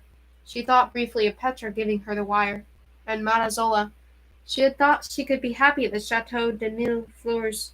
What a fool she'd been. Beau and Cricket had warned her, and yet, once more, she had fallen for a witch's promises. Never again, she vowed. Petra at least had helped them. Because of her, Renard had decided to keep them alive. She felt a stab of affection for the witch's girl. It couldn't have been easy to go behind her mistress's back to share information with Renard. Did Zola know of what she'd done? Had Petra been punished? She looked over her shoulder again. Cricket was holding the umbrella for her. Goblin driver, who was using her free hand to take a swig of something from a flask. Hunter Black brought up the tail end, weaving through the traffic just as skillfully as the goblins. Beau caught her eye and shook his head as though to say, "What in the world are we doing? Riding on the back of motorcycles teamed up with Vigo and Hunter Black and goblins? With only hours left before the spell wore off." Rain streaked down his hair, matting it into his face, and he looked scared, terrified, but even more than that, determined. They were in a serious mess, yes. It was doubtful they could trust the goblins, true, But they were alive. They'd escaped Castle Ides, eluded the most powerful members of the Hote, and they were still human. They could still feel rain on their faces, could still yell overhead at the crows, "Go se faire foutre," but it wasn't over yet. And then suddenly she was falling forward. She gasped and clung hard to Tenpenny. The world had gone darker. The rain abruptly stopped. She was bouncing wildly, her teeth chattering in her head. Thunk, thunk, thunk, thunk, thunk. It took her a second to realize that they had plunged down the stairs of a metro station. People shrieked and jumped out of the way as the procession of motorcycles jostled down the steep stairs. Signs flashed by her. Belvedere Station. At last they reached the platform, and she no longer felt like her teeth were being jostled loose. But then more screams rang out as Tenpenny roared straight through the crowd of passengers awaiting the next train. The platform ended ahead in tiled wall. Where were they going to? A second before they would have crashed spectacularly into the tile wall. Tenpenny jerked the bike to the left and jumped it straight off the platform and into the metro tunnel. Bum, bum, bum, bum, bum, the bars of the metro track beneath them. If the motorcycle had a headlight, Tenpenny didn't turn it on, and they plunged into pure blackness. A rumble from somewhere deep, the whine of the other engines behind them.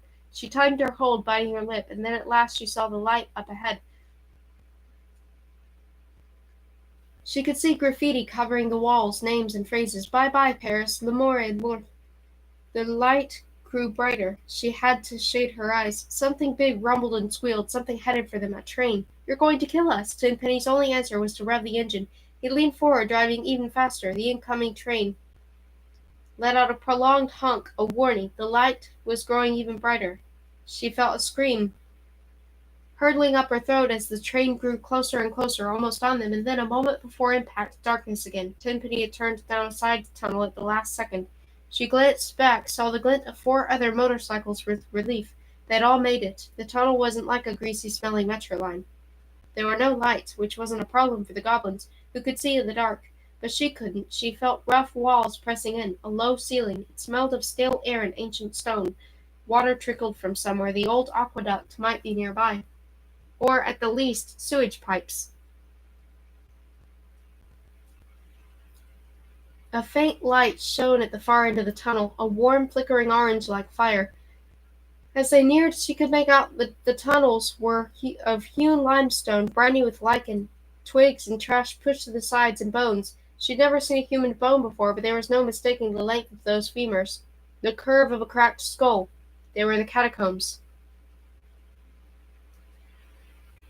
The tunnel spat them out into a large chamber that was lit only by a roaring bonfire. She thought the catacombs were all twisting narrow mazes with low ceilings, but this was cavernous.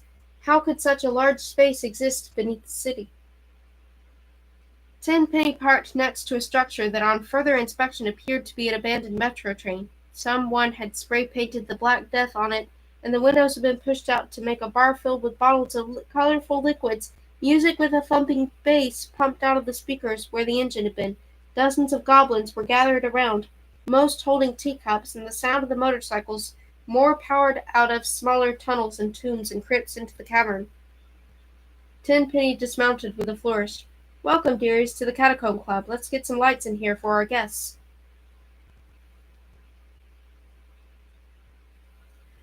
Torches appeared and lit up the cavern. The goblins crowded around. She felt swept up in a twister of bright colors, bowler hats, glittering makeup, and clinking teacups. The music blasted over the chatter of excited voices. On every wall was graffiti, but not like in the metro tunnels. This was beautiful but strange. Grinning bared teeth, sea monster tentacles, patterns of neon spiderwebs, anatomical hearts. The goblins swarmed her. She heard Cricket yell a warning, but the crowd didn't stop until they had dragged the 5 of them off the backs of the motorcycles and to the raging bonfire in the front of the Black Death rail car. Anouk fought and twisted against the many hands holding her, but the goblins threw out whispers that made her fingers just slip off them. Their whispers were different from the witches', not softly murmured, but almost spat out. And then more arms were lifting her, until she dragged to the top of the metro car onto a sort of makeshift stage. Cricket and Bo and Vigo and Hunter Black were dragged up beside her. From here she could see the entire cavern of the Catacomb Club. Art Deco lanterns had been stolen from abandoned metro stations to decorate very smaller crypts, and they came on one by one, the light glistening off skulls that lined the ceiling like grinning macabre molding. Someone had made a throne out of bones. Tenpenny jumped up beside them, grinning proudly. He still had traces of rat blood on his cravat. "Goblins in exile," he said. "I promised you a means to return to London. These beasties have agreed to undertake a task against impossible odds.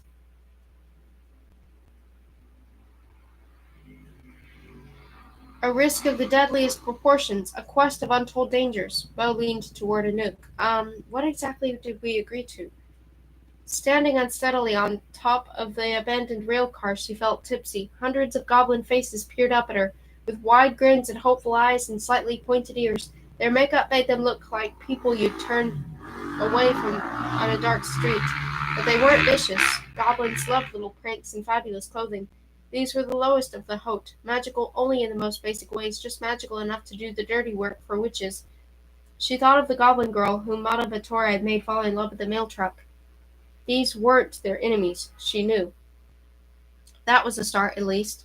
"Now," Tenpenny said, patting her on the back, "I believe there is a talk of a party." Someone cranked up the music. The whole train car started vibrating to the beat of beneath her feet. "About this dangerous quest," Anouk started. "Yes, yes, we're grateful for your selfless sacrifice, all of you. But first let us celebrate. London shall soon be once more the heart and the home of the goblins." He shoved Anouk, then Cricket, and then the rest of them off the stage and into the throngs of exuberant goblin revellers.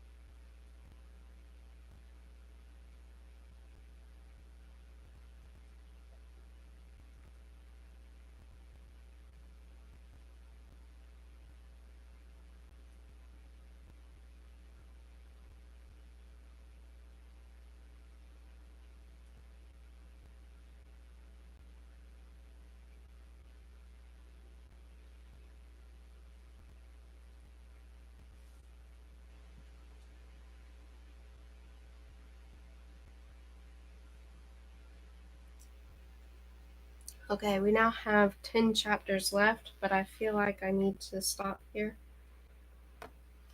to rest my voice for a little while. Um, so thank you for listening. I will read some more after a little while. I'm not sure when I will read more, but thank you for listening. Goodbye for now.